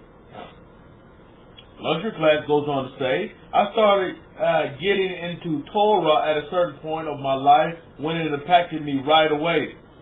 My life was in shambles. Torah straightened me out. It's all in your approach. And now that Torah straightened a Luxury Class out, Luxury Class's approach is totally different than it was back in those, previous chapters in his history. You see? Because now Torah is his way of life, his way of living. Torah to Luxury Class, if I can speak for Luxury Class, is not a religion to him. It's his way of life, his lifestyle. That is his approach. You see? Same way for all the rest of you Israelis. It's your approach that really matters. And that will really dictate how your history will be written. Most folks' approach is just from what they hear. They just sop up, they're like sponges. They sop up what they hear on TV. They sop up from what they hear on YouTube. And that's how they approach life. I don't approach life that way. I approach life based on my experiences and based on what I see. Not so much about what people say. Because I learned a long time ago, you just can't go by what people say. What do you see with your own eyes? You see? The Master Yeshua talks about this a lot.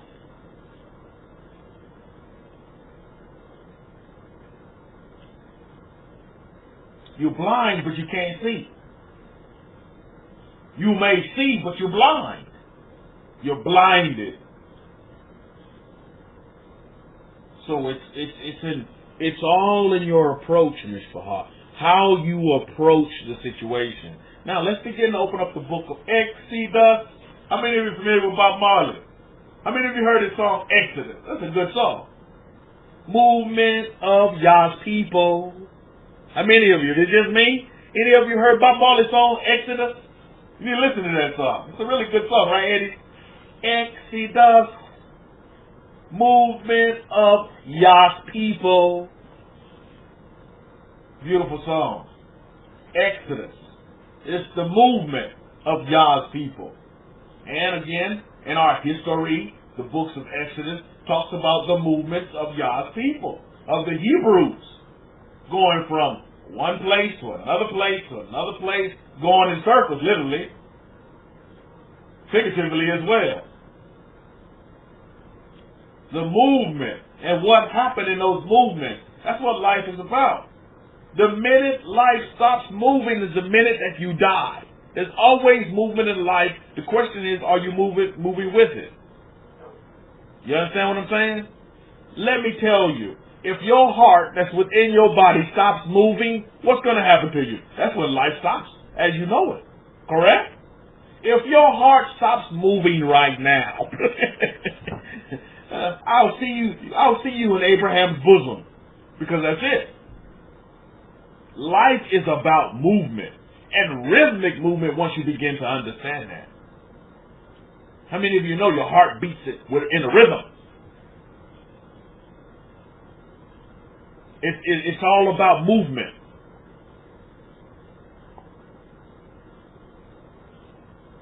How do you approach the movement? That's what you have to look at this day and realize. How am I approaching the movement of life? And I want you to consider this going forward in these next 6 days of labor. You listen via YouTube as well. Is that you look at life as movement. Because that's just what it is.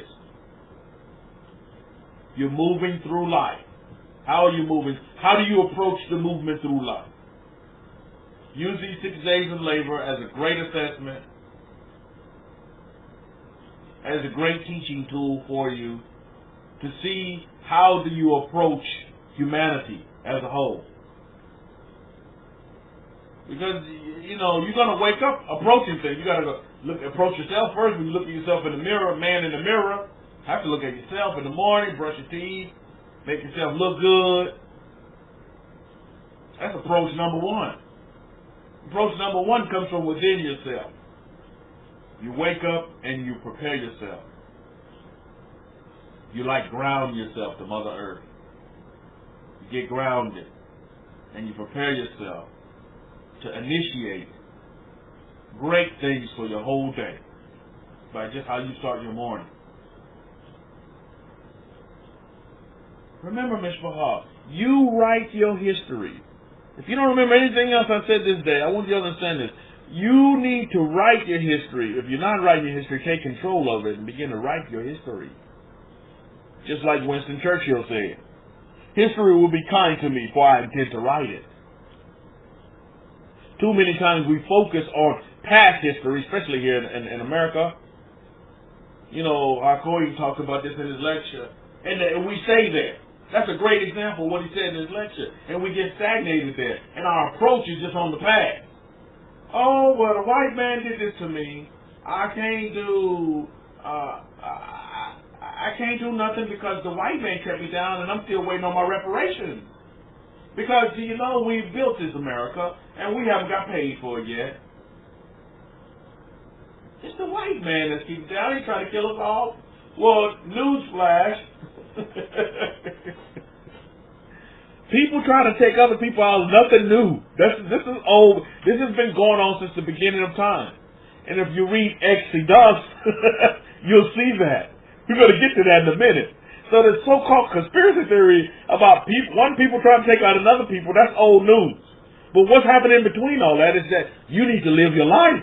But too many people's life is so caught up in this age-old premise that they can't even see the trees. You know, they can't even see the road for the trees. And they go through life, and their history is just full of conspiracy. I tell you, I go back home to Louisiana, where my grandmother birthed 12 children, my father being one of them. And I go back home, and I cross the borders of Louisiana from Texas, and it's a ship. Because, you know, in my life, it seems like I've dated everybody else. No, I changed that up. I've dated all colors. Had no problem.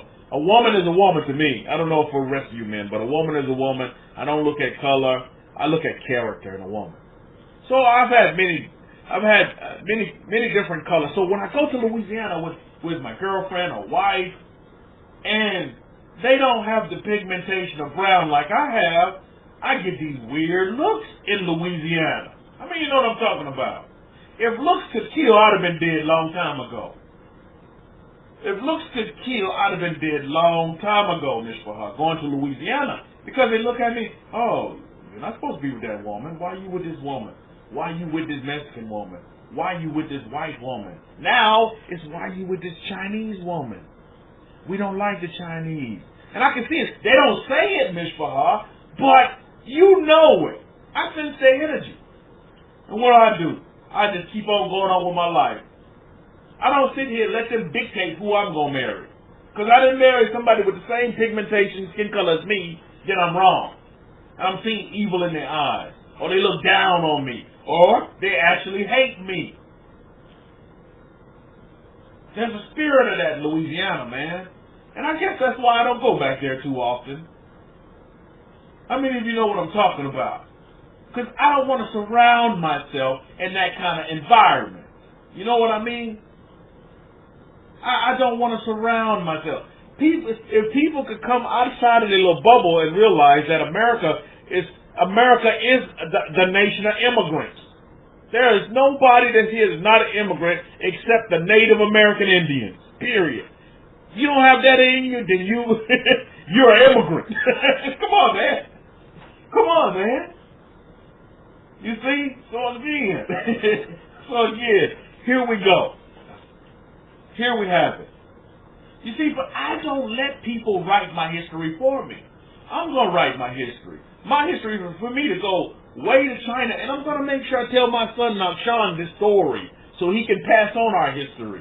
Is that my father went to China. He crossed many rivers to find his wife. He married his wife and thus begat Nakshan. You understand what I'm saying? This is history. This is my history, and I wrote it. But if I'd have listened to what everybody else was saying around me, you just need to stick to your color. And I tell you, and I'm not knocking women in this room, but it's like the women when they see me with my Chinese wife, the black women, oh my goodness. They feel like they've been offended. They feel like I let down the race. I'm like, what, are you kidding me? Please, man, I don't have time for your drama. They feel like they would have been a better mate for me. Why? You haven't walked one day in my shoes. But that's that mentality that I get in Louisiana. I go to Louisiana and it's like that. They don't look at the character of the person. They look at the color. Because they're so caught up on color there. And there may be some other states like that in the Union. I just don't associate myself with that. That's asinine attitude, and I don't have that kind of attitude. I have an attitude of gratitude. I'm truly thankful. And these people haven't walked one day in the shoes, but they're quick to judge you and tell you how you're going to write your history. How many of you know what I'm talking about? It may not be in my particular situation as I open up my history to you, but it may come in other forms as well. You may be held back in the form of employment, in the form of a relationship, in the form of employment, based on that, you see. That's what happens. But I'm not going to let that change my life.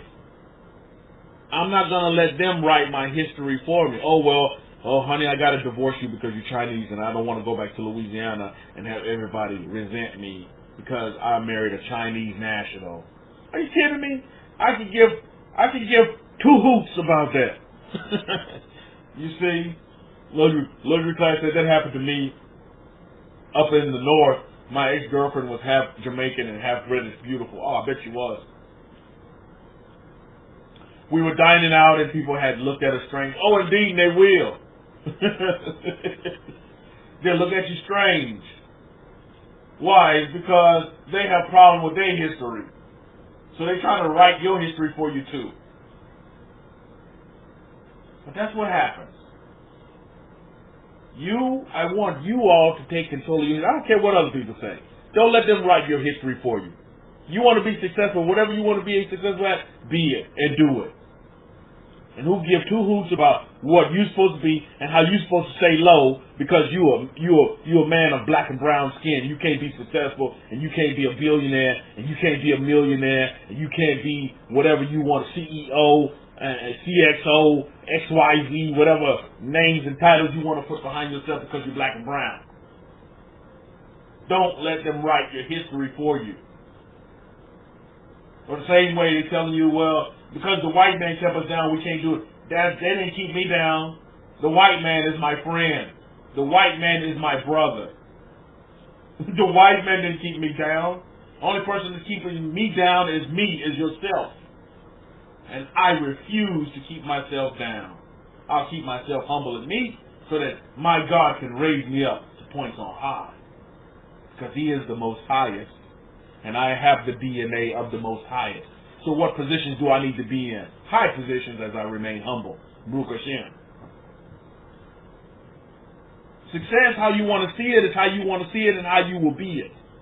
That's what the success will be for you. My success won't be your success.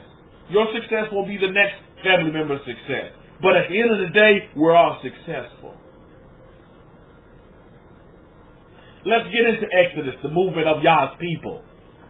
Because that's just what it was. A lot of movement going on. But at the end of the day, I want to look at the approach. How do you approach the situation? Let's pick it up in Exodus chapter 1. Exodus chapter 1, beginning at verse 5. And all those were the descendants of Yaakov were 70 persons. For Joseph was in Mitzrayim in Egypt already. And look at verse 6. And Joseph died, and all his brothers, and all that generation. So the 70 strong that went in there, they all passed on. Remember, they went into Egypt looking like Mr. T. Now we see Joseph and his sons. Jacob and his sons, they all passed on. Now we have a whole new generation now, Ms. Farr. Look at verse 7. And the children of Israel were fruitful. Listen to this now. They're in Egypt, and they were fruitful. So you hear on YouTube, oh, we're in Egypt. So if you're in Egypt, you shouldn't be living like a slave. You should be living fruitful. You see, we get two sides of the coin in Egypt, don't we? But most people here on YouTube, and most of the talk that you get, was that Egypt was always, they associate Egypt for the Hebrews as slavery. How many of you know what I'm talking about? But you forget, here in the book of Exodus, movement of Yah's people, is that when the children of Israel were in Egypt, they were rich, fruitful, as our books tell us. Come on now. If you can't say oh me, say oh my. But you see, word association, what everybody want to associate Egypt with is slavery, is oppression. How many know what I'm talking about? You can see it on YouTube all the time. Those dead gum Egyptians. Just because the way they treated our forefathers, I hate Egyptians. Oh my goodness. You don't have the characteristics of the children of the books. So what? I don't need the characteristics of the children of the books because I have the color. Oh my goodness. They're running with this color theology that is hoodwinking, bamboozling them and lead them astray.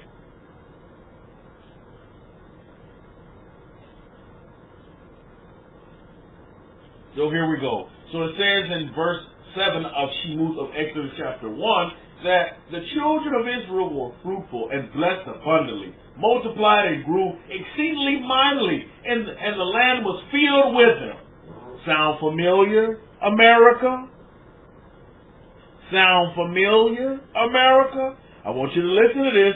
Does it sound familiar, America? You bring these people over here, and all of a sudden they grow bigger than you? Does that not sound familiar? I'm going to tell you what, America, it's happening twice. Look at this history. It's happening with the blacks that you brought over here first, the blacks and browns you brought over here the first time, and now it's happening with the blacks and browns that are coming, from our borders, from Mexico. Am I correct? I'm just stating history. They saying with the demographics and the census that the Mexican, so-called Mexicans, blacks and browns, are gonna have a higher numbers than the Caucasians here in a couple of more years, because we're mass producing babies.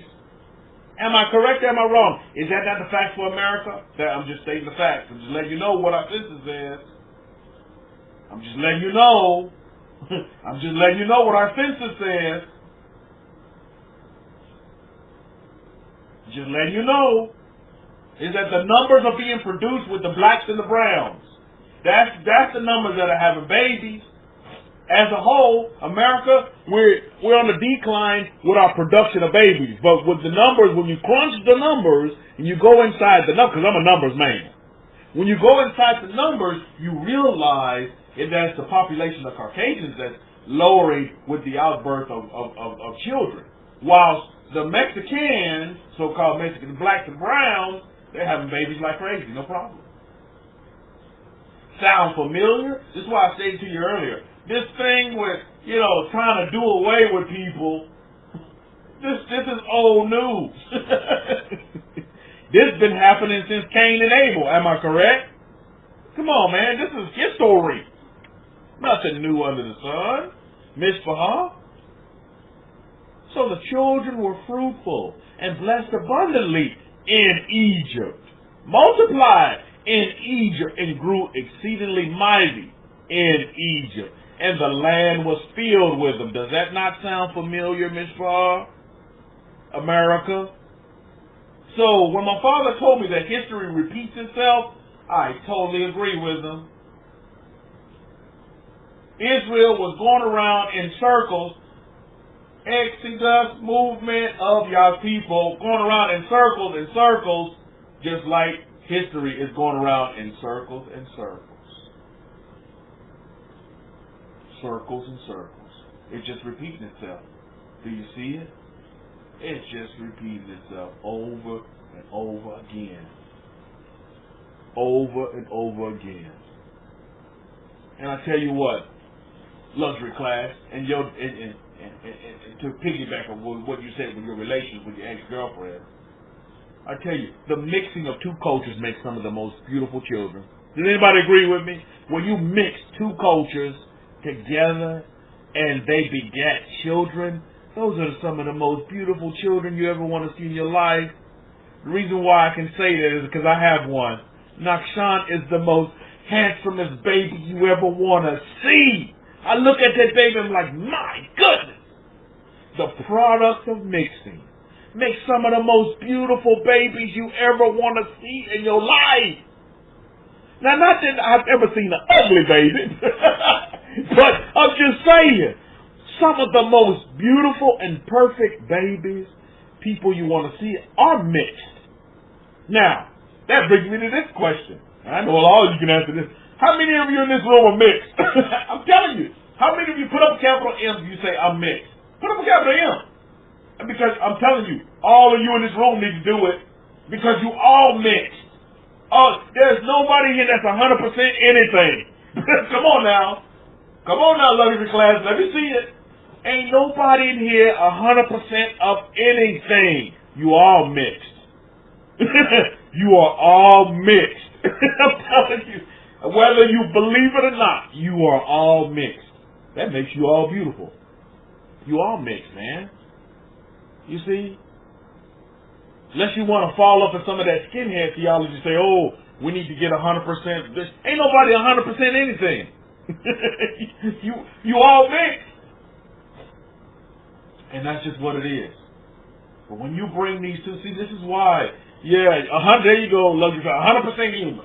So this is why, as much as all these so-called groups on YouTube want to separate and segregate, at the end of the day, we just one big melting pot of humanity. That's what we are. And I believe that the Master did this on purpose. Yes, he separated the earth. Remember at one time the earth was all connected together? All the land masses were connected together. What did he do? He separated them. He made them land masses. And he separated them with the great waters. And now, as much as we are separated, we're still one. We're all together. We're still a human race. We're still one people. Think about that for a minute. The beautiful separation of nations, of island nations, yet we're still just one people. Just like the Master did with the Israelis. He separated us. He dispersed us and separated us into all these lands. Yet we all still one people. And we're making these lands all just one people.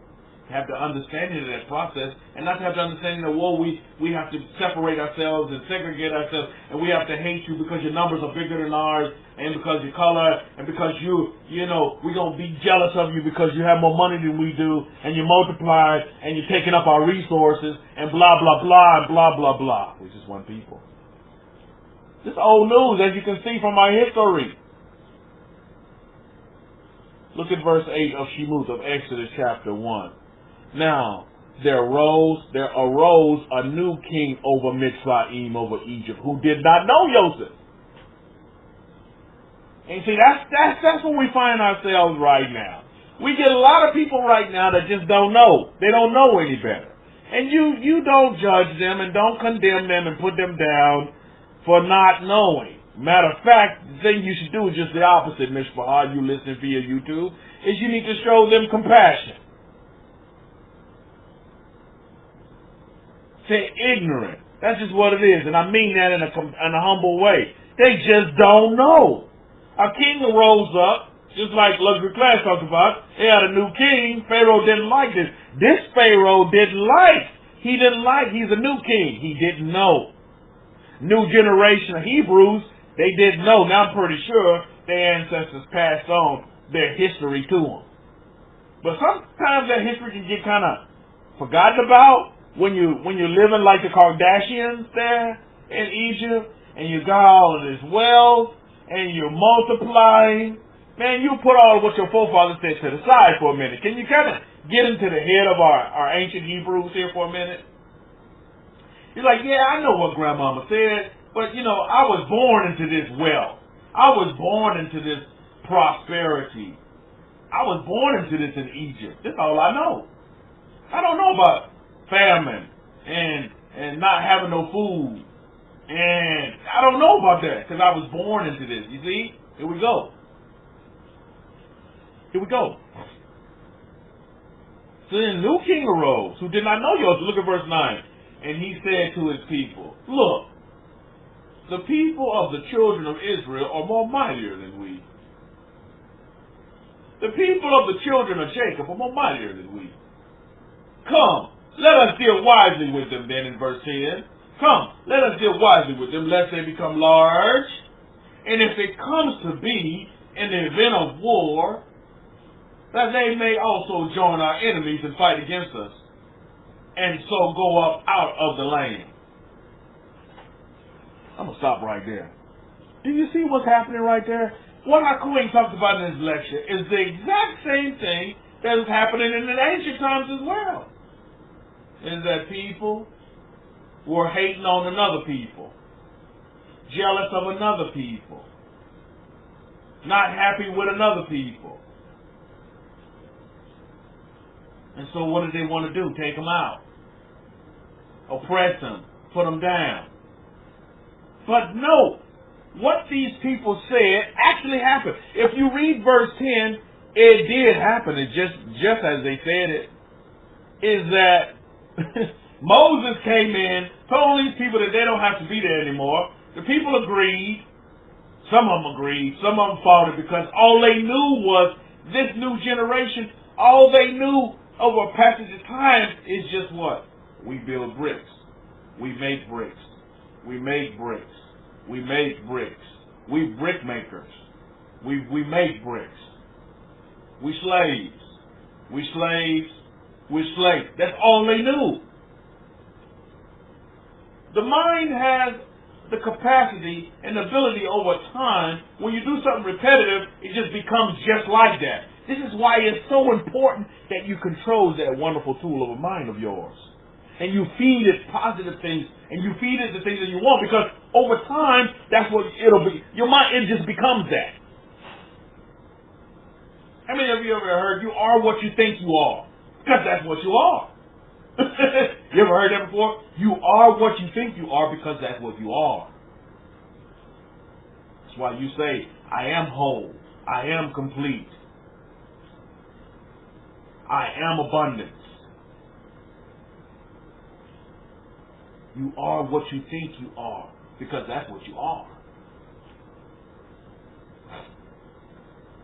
I am riches. I am wealth. I am a billionaire. I am a millionaire. I am the owner of that new car. I am the owner of that new home. I am the father to many children. I am the husband to that wife. I am the wife to that husband. You see?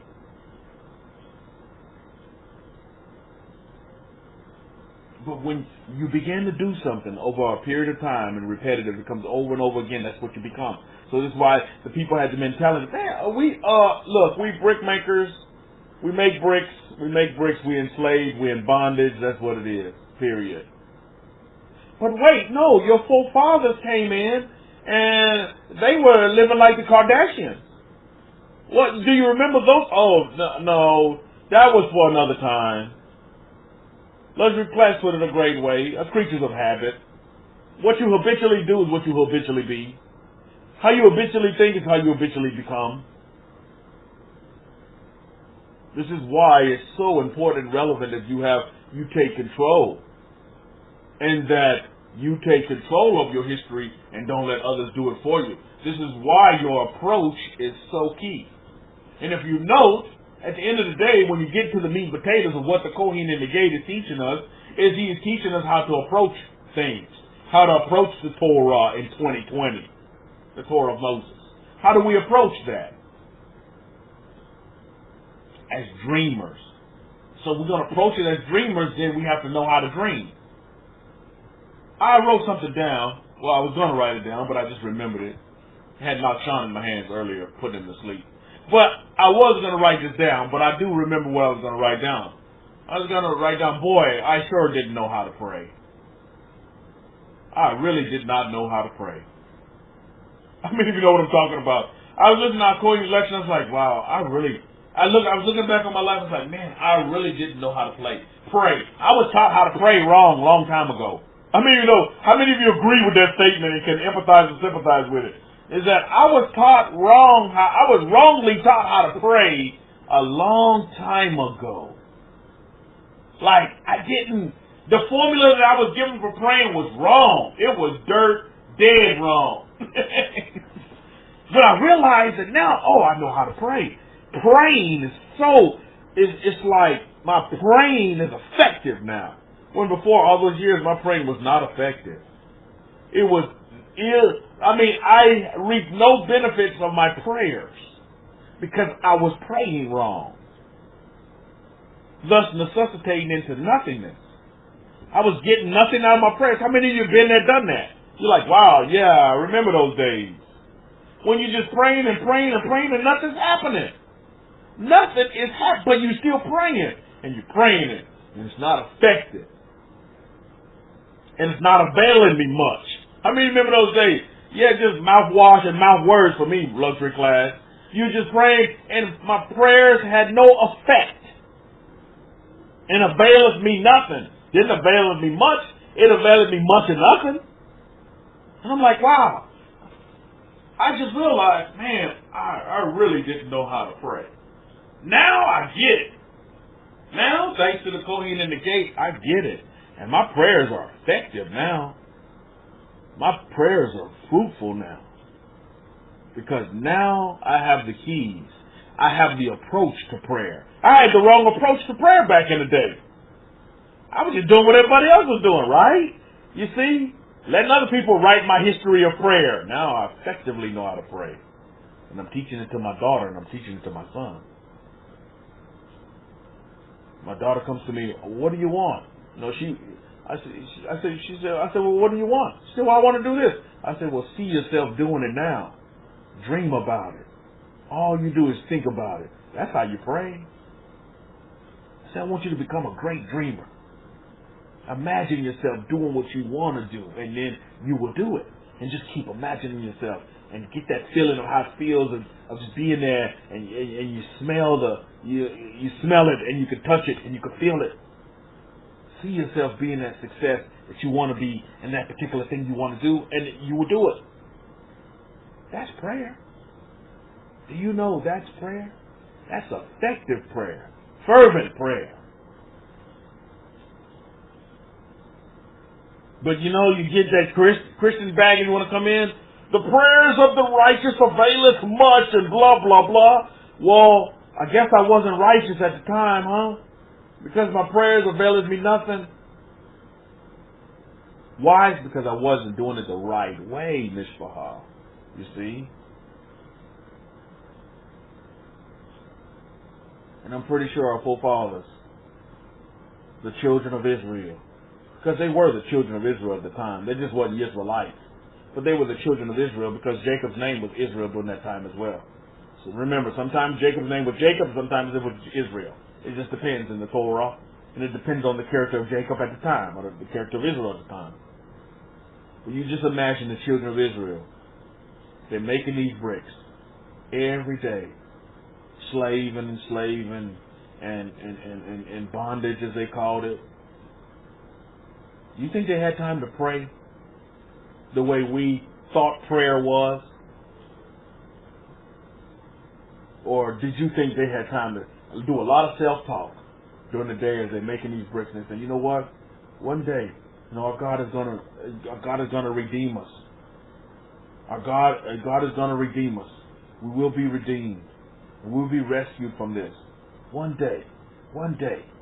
I would imagine a lot of them, especially the men, a lot of them will be saying that after working so hard, making these bricks.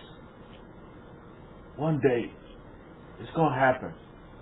They didn't have time to go home and get in their prayer closet and shubba-do and go. They were too tired for that, Miss Fahad. They were trying to get some winks so they can get back up and go to work again and do the same thing.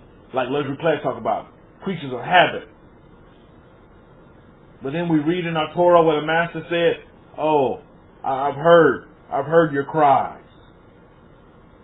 Your cries have reached me. And now I'm going to send you rescue.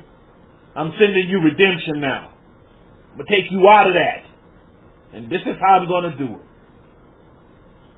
With a mighty right hand. And a man. And Moses, Rukashim. Moses and his crew. And his team. Isn't that beautiful? It's a beautiful history. That's our history, Mishpahah. So I want you all to continue to pray. The Master hears you. Continue to pray for what you want. Yeah, you may not be in that particular bondage the way our forefathers were, the children of Israel were. But continue to cry out for the things, because any good father is going to give them to you. He's going to give you the desires of his heart. I'm paraphrasing what the Master said. Any father is going to, you think the father when a boy asks for a toy, the father going to give him a snake? No, he's going to give the boy what he wants. Same way our Father in Shemayim, in the dwelling of majesty, wants to give you what you want. Question is, what do you want? Your approach needs to be, what do you want? Not what can the Father give you, because the Father can give you whatever you want. Baruch Hashem. That's revelation for somebody, because that's from the Mokma. The Father wants to give you what you want, but you need to know what you want. What do you want? You see? Quit asking the Father, well, what do you want me to want? How many of you been there? Well, I only want to have what God wants me to have. God's like, hold on, wait a minute. What do you want? I'm not going to force my wants on you. What do you want? You got to know what you want. It's all in your approach, Mishpachah. How do you approach things? Your approach. Remember, the children of Israel, they were in Egypt. And when that generation died off of those great sons of Jacob, Jacob died off, Yaakov died, Joseph died, and all his brothers, and all that generation died. Now you have a new generation. And this generation where children of Israel were fruitful, they were blessed abundantly, they multiplied, they grew exceedingly mightily, and the land was filled with them. This time right now is the same time I see us in right now as we go in the circle. I see us in that same time right now in Egypt. Let's look at America right now. Lion Princess, let's look at the UK right now too. Because the UK is getting ready to have that same, and you mark my words, Lion Princess, the UK is getting ready to have this same explosion of blessings in just a few short years. But it's in the works right now because you guys are getting ready to separate. You guys are getting ready to separate, and you're going to do it on your own. You're going to stand on your own 2 feet, and that's the way it needs to be for the UK. Because you're a great shepherd nation. But let's look at America for a minute. Let's just look at the facts on the ground. For those of you that are involved in the stock market, for those of you that are involved in the employment market, for those of you that are involved in any kind of market, when you look at America, where's America right now? We're the shining beacon for the rest of the world. And look at all these great things that just happened these past 6 days of labor. You got the MCA signed. You got the trade agreement between China. You got the first stage between China, that's signed. And then you got the other trade agreement signed with Mexico and Canada. The MCA one, that's like, my goodness, the prosperity that's going to come. What did I just read? I'm going to read this again. From Exodus chapter 1, verse 7. And the children of Israel were fruitful and blessed exceedingly and multiplied and grew exceedingly mighty. Look at America. Question number 1 is that, are there children of Israel in America? I just want to point this out. Are there children of Israel in the UK? I just want to point this out. Now let's just look at America as a country. Is America as a country fruitful? I'm going to just ask these questions. Just put it out there. Is the country of America fruitful? Period. That's all I'm going to say. Is the country of America blessed abundantly? I'm going to just put that out. We produce more oil than any other country in the world. So, come on now. We had never done this in the history of America. And look at what we're doing right now.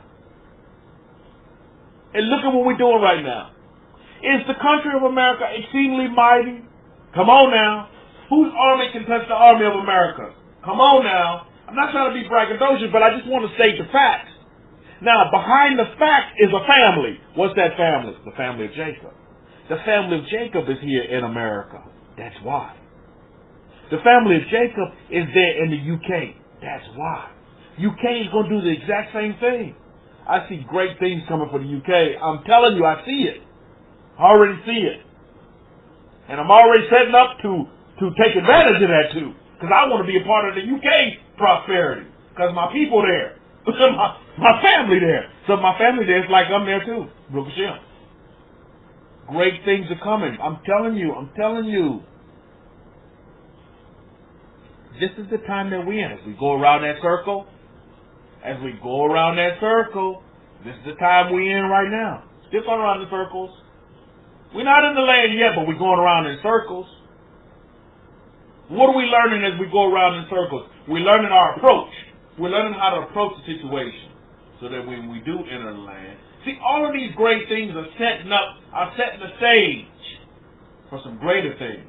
If you haven't read the World War III series books, then you need to get those books. They're going to really help you understand what Daniel was saying, our great prophet, the great dreamer. But all these things are setting the stage. There's this great abundance, this great wealth. It's all setting the stage. For what? For what? For Israel. And for facilitating Israel's exodus back into the land. It's going to be a beautiful thing. I may not see it in my time, but I believe my son, Sean, will see it. You'll see it. You'll see it in his time. But what are we doing? We're laying the foundation right now. We're laying that foundation for blessings. Because listen, it's just the reverse. We've come out of the bondage. What was our bondage? What was your form of bondage? You weren't building bricks, making bricks. But your bondage was what? Religion. You were bound in the religion that was keeping you down and keeping you from making your mark. Yep, there you go, missing the mark. Keeping you from making your mark. Now that's gone. Now, what do we usher in? The age that I just read off. That's where we are right now. All of you in this room are participants of this. And you should see yourself as participants of the children of Israel were fruitful. And she moved, Exodus chapter 1, verse 7. Remember, we're going in circles here. Blessed abundantly. That's you right now. Multiplying. That's you right now. Multiplying in wisdom. Multiplying in finances. Multiplying in that wallet. Multiplying in your relationships. And grew exceedingly mighty. That's you. And the land is filled with them. Oh, that's us. We filled with us. Some of us still sleeping, dormant. Some of us never going to wake up. So be it. But those of us that will wake up, it's going to be a small number. It's going to be a remnant of us. But that's okay. Because our God don't need many people. It's shown in our history. He don't need many people to show his might. If you don't believe me, ask the Pharaoh during the time of Moses. He didn't need many people to show his might. He needed 2 people, Aaron and Moses, to show his might. So don't get caught up on the numbers, Mishpahah, but truly be grateful that you're part of that remnant. That's what I want you to concern yourself with. Your approach is beyond greatness. How you approach. Queen talked about in your affirmation you need to write, God is good. I would encourage you to change that and say, God is great. My God is great, and I too am great. And greatness comes to me because I am great. I would encourage you to change it to greatness because that's what you are. I remember my first prayer coming up to give blessings was this. How many remember this? I was taught this as a child. God is good, God is great. Let us thank him for our food. Amen. I remember that one. I was taught that one by a wonderful woman in my life. You remember that? Coming up, you would say that blessing before your food. God is good, God is great. Let us thank him for our food. Amen. I remember saying that one over and over again. Our God is great. Our God is great, Mishpahah. Some of you have to know that response. Some of you remember that one coming up, huh? Attitude of gratitude. Our God is great. And so are we. So are you. You're great too. But it's all in how you approach it. How do you approach greatness? With humility, with happiness, with a heart of meekness, Baruch Hashem. Don't approach your greatness like you don't deserve it. Because that's who you are. You're great.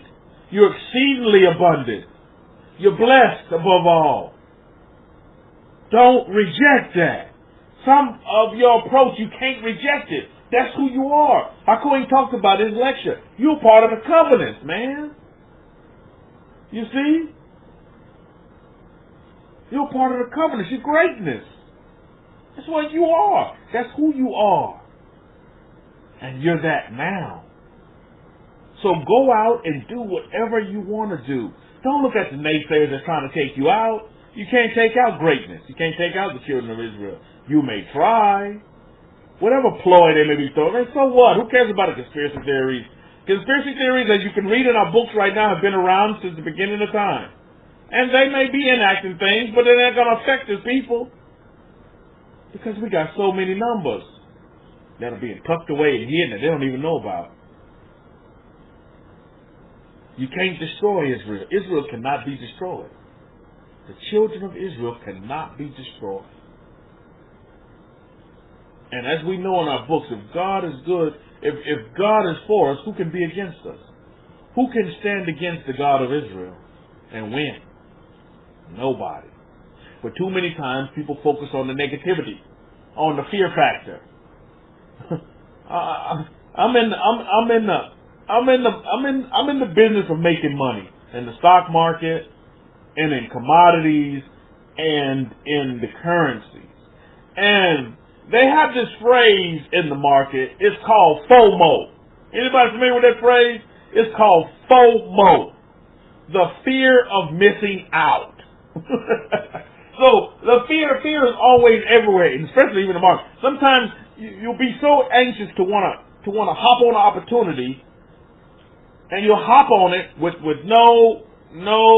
doing no research and really not really putting in anything making a really good high probability type trade, to where you just hop in because everybody else is hopping in, because of fear of missing out. If everybody else take this trade, then it must be a good trade. Then I need to get in. Ooh, I need to get in on Amazon. I need to get in on Tesla. I need to get in on it because everybody else is doing it, and the stock is going. The fear of missing out. No, you sit back and you wait. If you're wise, you buy the dip. You know what I mean by buy the dip? That means buy when the market's going down. When it's tanking, that's when you get in and buy. You see, you do the opposite of what everybody else does. There you go, luxury class. You buy low, you sell high. You buy when everybody else is throwing in the kitchen sink and selling out. That's when you buy. And then when everybody's buying, that's when you sell. See, if you'd have bought Tesla this week, if you'd have sold Tesla this week, you'd have done yourself a great service. Tesla shot up like a rocket. Tesla shot up like a rocket. You look at it. And then everybody was buying while Kefa was selling. You see? While Kefa was selling. And then Tesla dipped. And then I just heard some news I was reading on the airwaves, I think it was yesterday. They said, they're finding something wrong with the Tesla cars here in America, is that they have this faulty sensor that's making the accelerator accelerate when you're not wanting to accelerate. So, what do you think is going to happen to the Tesla stock now? And then I heard in China, because Tesla just opened up in China, and now Tesla has another competitor that wants to outmake these electric cars in China as a Chinese company, and so now Tesla has competition. So where do you think Tesla stock going to go now? FOMO, the fear of missing out. So people just jump in. They'll just jump in because they fear missing out on something. FOMO is in everything. It's not just in the stock market. It's in relationships. It's definitely in religion. Do you not see FOMO in religion? The fear of missing out? Why do you think everybody's on the rapture bandwagon? The fear of missing out, right, luxury class? They don't want to miss out on the rapture, so everybody's on the rapture bandwagon. Oh, I don't want to miss the rapture. They make movies about it. Don't want to miss the rapture. Ooh, I don't want to get left behind. That's FOMO. That is FOMO. That is FOMO, the fear of missing out. Fear of missing out. Fear of missing out. You see? But what is Rabbi Kefa doing? I'm buying high. I'm selling. I'm selling high, and I'm buying low. So I'm totally debunking the rapture thing. And I'm selling that baby while everybody else is on that bandwagon. I'm like, no. There's not going to be a rapture. I'm going to be here on this earth, and I'm going to be in Jerusalem, and I'm going to open the gate for you and shake your hand while you would sit there running for some kind of rapture that somebody's going to take you away and blah blah blah to the heavens while I'm here on this earth, and I'm living luxury class. That's what it is. So I'm selling their high. I'm selling it. That's just what I'm doing. So consider that going forward, because everything in life, if fear is attached with it, it's no good. And it's meant for no good, and it's meant to stymie you, and it's meant to keep you down. When there's so much opportunity for you, you can't even imagine it. So much opportunity. And I want you to start imagining so much opportunity for yourself. You see? Luxury Class even said, he said, look, I used to rush things, now I slow it down. It works better. Sure, it does work better. You sit back and you just enjoy the process. I'm starting to see this, and it's just so simple. See, many people panic, especially in the currency market. You're dealing with money. People start panicking when their money starts going negative. They start seeing the red. I'm like, I'm not going to panic because I understand what goes up must come down. What I'm going to do is I'm going to add more positions to it. As my red gets red, I put more red on the red because I know the red will one day turn green. And I can wait because, like Lord the Christ say, all I have is time. Patience is my ally. Me and patience have a friendship that's going to last forever. And I understand what goes up must come down and what goes down must come up. That's just it. That's just what it is. The key is to be able to wait it out. The best traders in the world are those traders that are patient. They're patient. They have patience. They don't look at the market and say, oh, well, I'm down $1,000. Oh, well, I better cut my check. See, the impatient are the ones, oh, man, I'm already down $1,000. I can see this going worse and worse and worse. So let me cut my losses as this thing tanks and I'm losing money. And as soon as they cut their losses, guess what happens? The market turns right around and goes in a direction that they had initially thought the market was, and now they're $1,000 down. You see what I mean? Because they become impatient. They become impatient. They start seeing all that red, and they say, oh, no, I thought I was going to see green, but I'm seeing red. Well, in your imagination, start to see green. Well, so what are you saying, Rabbi? I can manipulate the market? Think about that for a minute. In your imaginations, you start seeing green, where the red becomes green. And guess what? The red will become green. Think about that for a minute. Who are the true market manipulators? Think about when I manifested that taco. Did I manipulate that woman to manifest a taco for me? That woman, that particular speech therapist, oh, she's going to bring me some potato and egg breakfast tacos on corn tortillas. And she did. Can we manipulate people? Think about this for a minute. How come he wanted that ice cream? Did he manipulate his family member to get him that ice cream? Do you understand what power you have, Miss Bob? My goodness! I'm just scratching the surface on that. I'm not going to get too deep in there right now. But think about that. What kind of power you have? You are in control. You run the show. You just got to tell yourself that. I know I run the show, and I'm running it. You have so much awesome power at your disposal. You just got to learn how to use it. Like I told you, I give you the example with prayer. Oh, I realized my prayer didn't avail me anything. But now my prayer is not only effective, but it's powerful. And it's availeth me much now. Now I know how to pray. Baruch Hashem. All thanks to our Kohen in the gate. Our Kohen. Follow his instruction and his guidance. And let's face it, isn't that what got Israel out of bondage? Of the Pharaoh? Was them listening to who? Moses and Aaron. They had to listen to them. Yeah, they came kicking and screaming. At first they didn't believe it. They didn't want to do it. Children of Israel, because of their mindset, had to be changed. It took a while to change that. But once they start to see things change, y'all, they start to see what the mighty right hand and what Moses was saying and what the smackdown that was put on Pharaoh. Oh, you see, you believe very quickly. It's all in what you see, right? You see and you will begin to believe very quickly. The world needs to see you. Your light. They're only supposed to see you, then they'll believe. Let them see the light approach. And then they'll believe you. Because they see. Can't change what you see. But you can change what you say.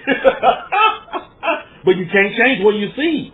And this is why seeing is so important for the human being.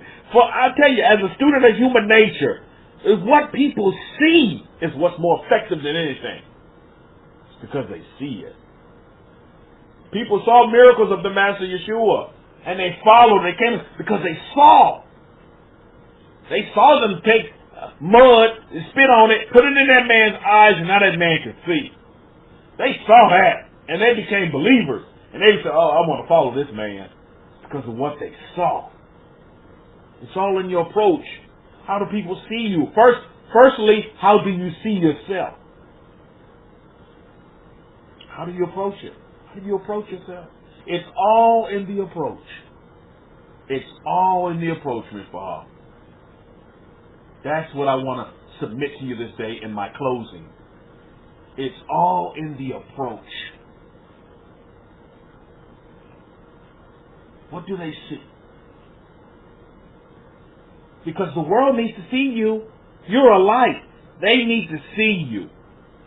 Right? Because last time we checked, light don't speak. Unless there's some kind of new technology now where light's starting to speak. But when I light my candles at night, they're not speaking to me, but I see them. And now Sean sees them at night. He looks at the candle. He looks at the water. And he sees that. Sensory, what do they see? Because we light, that's so very important. I cannot stress this enough, Ms. Bahar, is what do they see? And now in closing, I want to close with this. Just what the Egyptians said would happen is just what happened, right? I want you to look at Exodus chapter 1 verse 10. It says, come, let us deal with them wisely, lest they become large. They did that. And if it comes to be that in an event of war, did not Pharaoh and Moses was having like a war, a tug of war for the children of Israel? If it comes to war, that they also join our enemies and fight against us. Did not the Israelis, the majority of them? Now, do you all understand that not all the children of Israel came out of Egypt? Do you realize that? Is that there's some Israelis that decided to stay with Egypt and decided to stay in the business of making bricks. Do you all understand that?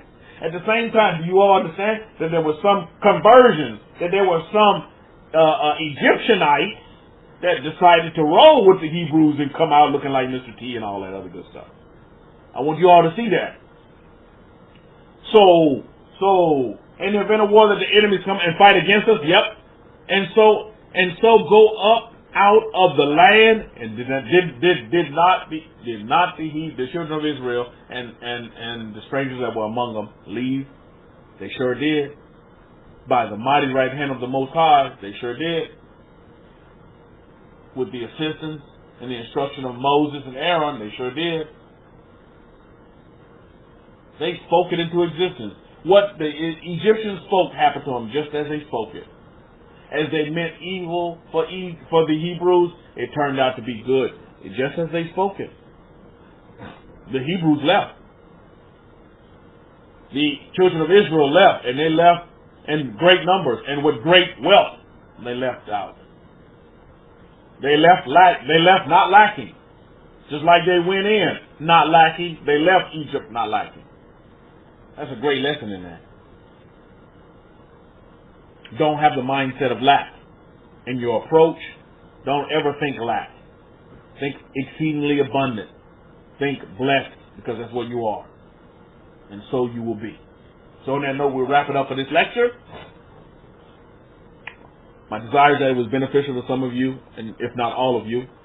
Take something from this and go forward in your next 6 days of labor and do great things. Now, I want you all to use this exercise, these 6 days of labor, and manifest something for yourself. Simha saying, food for thought, failure exists to accept success. Failure exists to accept success. We will always have failures to recognize and embrace the lesson learned to elevate self-guidance, good choices. We then appreciate success in our life. That's just how life is for everyone. So can we remember that the Creator Hashem light within is great than the God of this world. Be humble to learn to embrace with certainty and to let go the ego. Yep, let go the ego. Let go the ego. Let go the ego.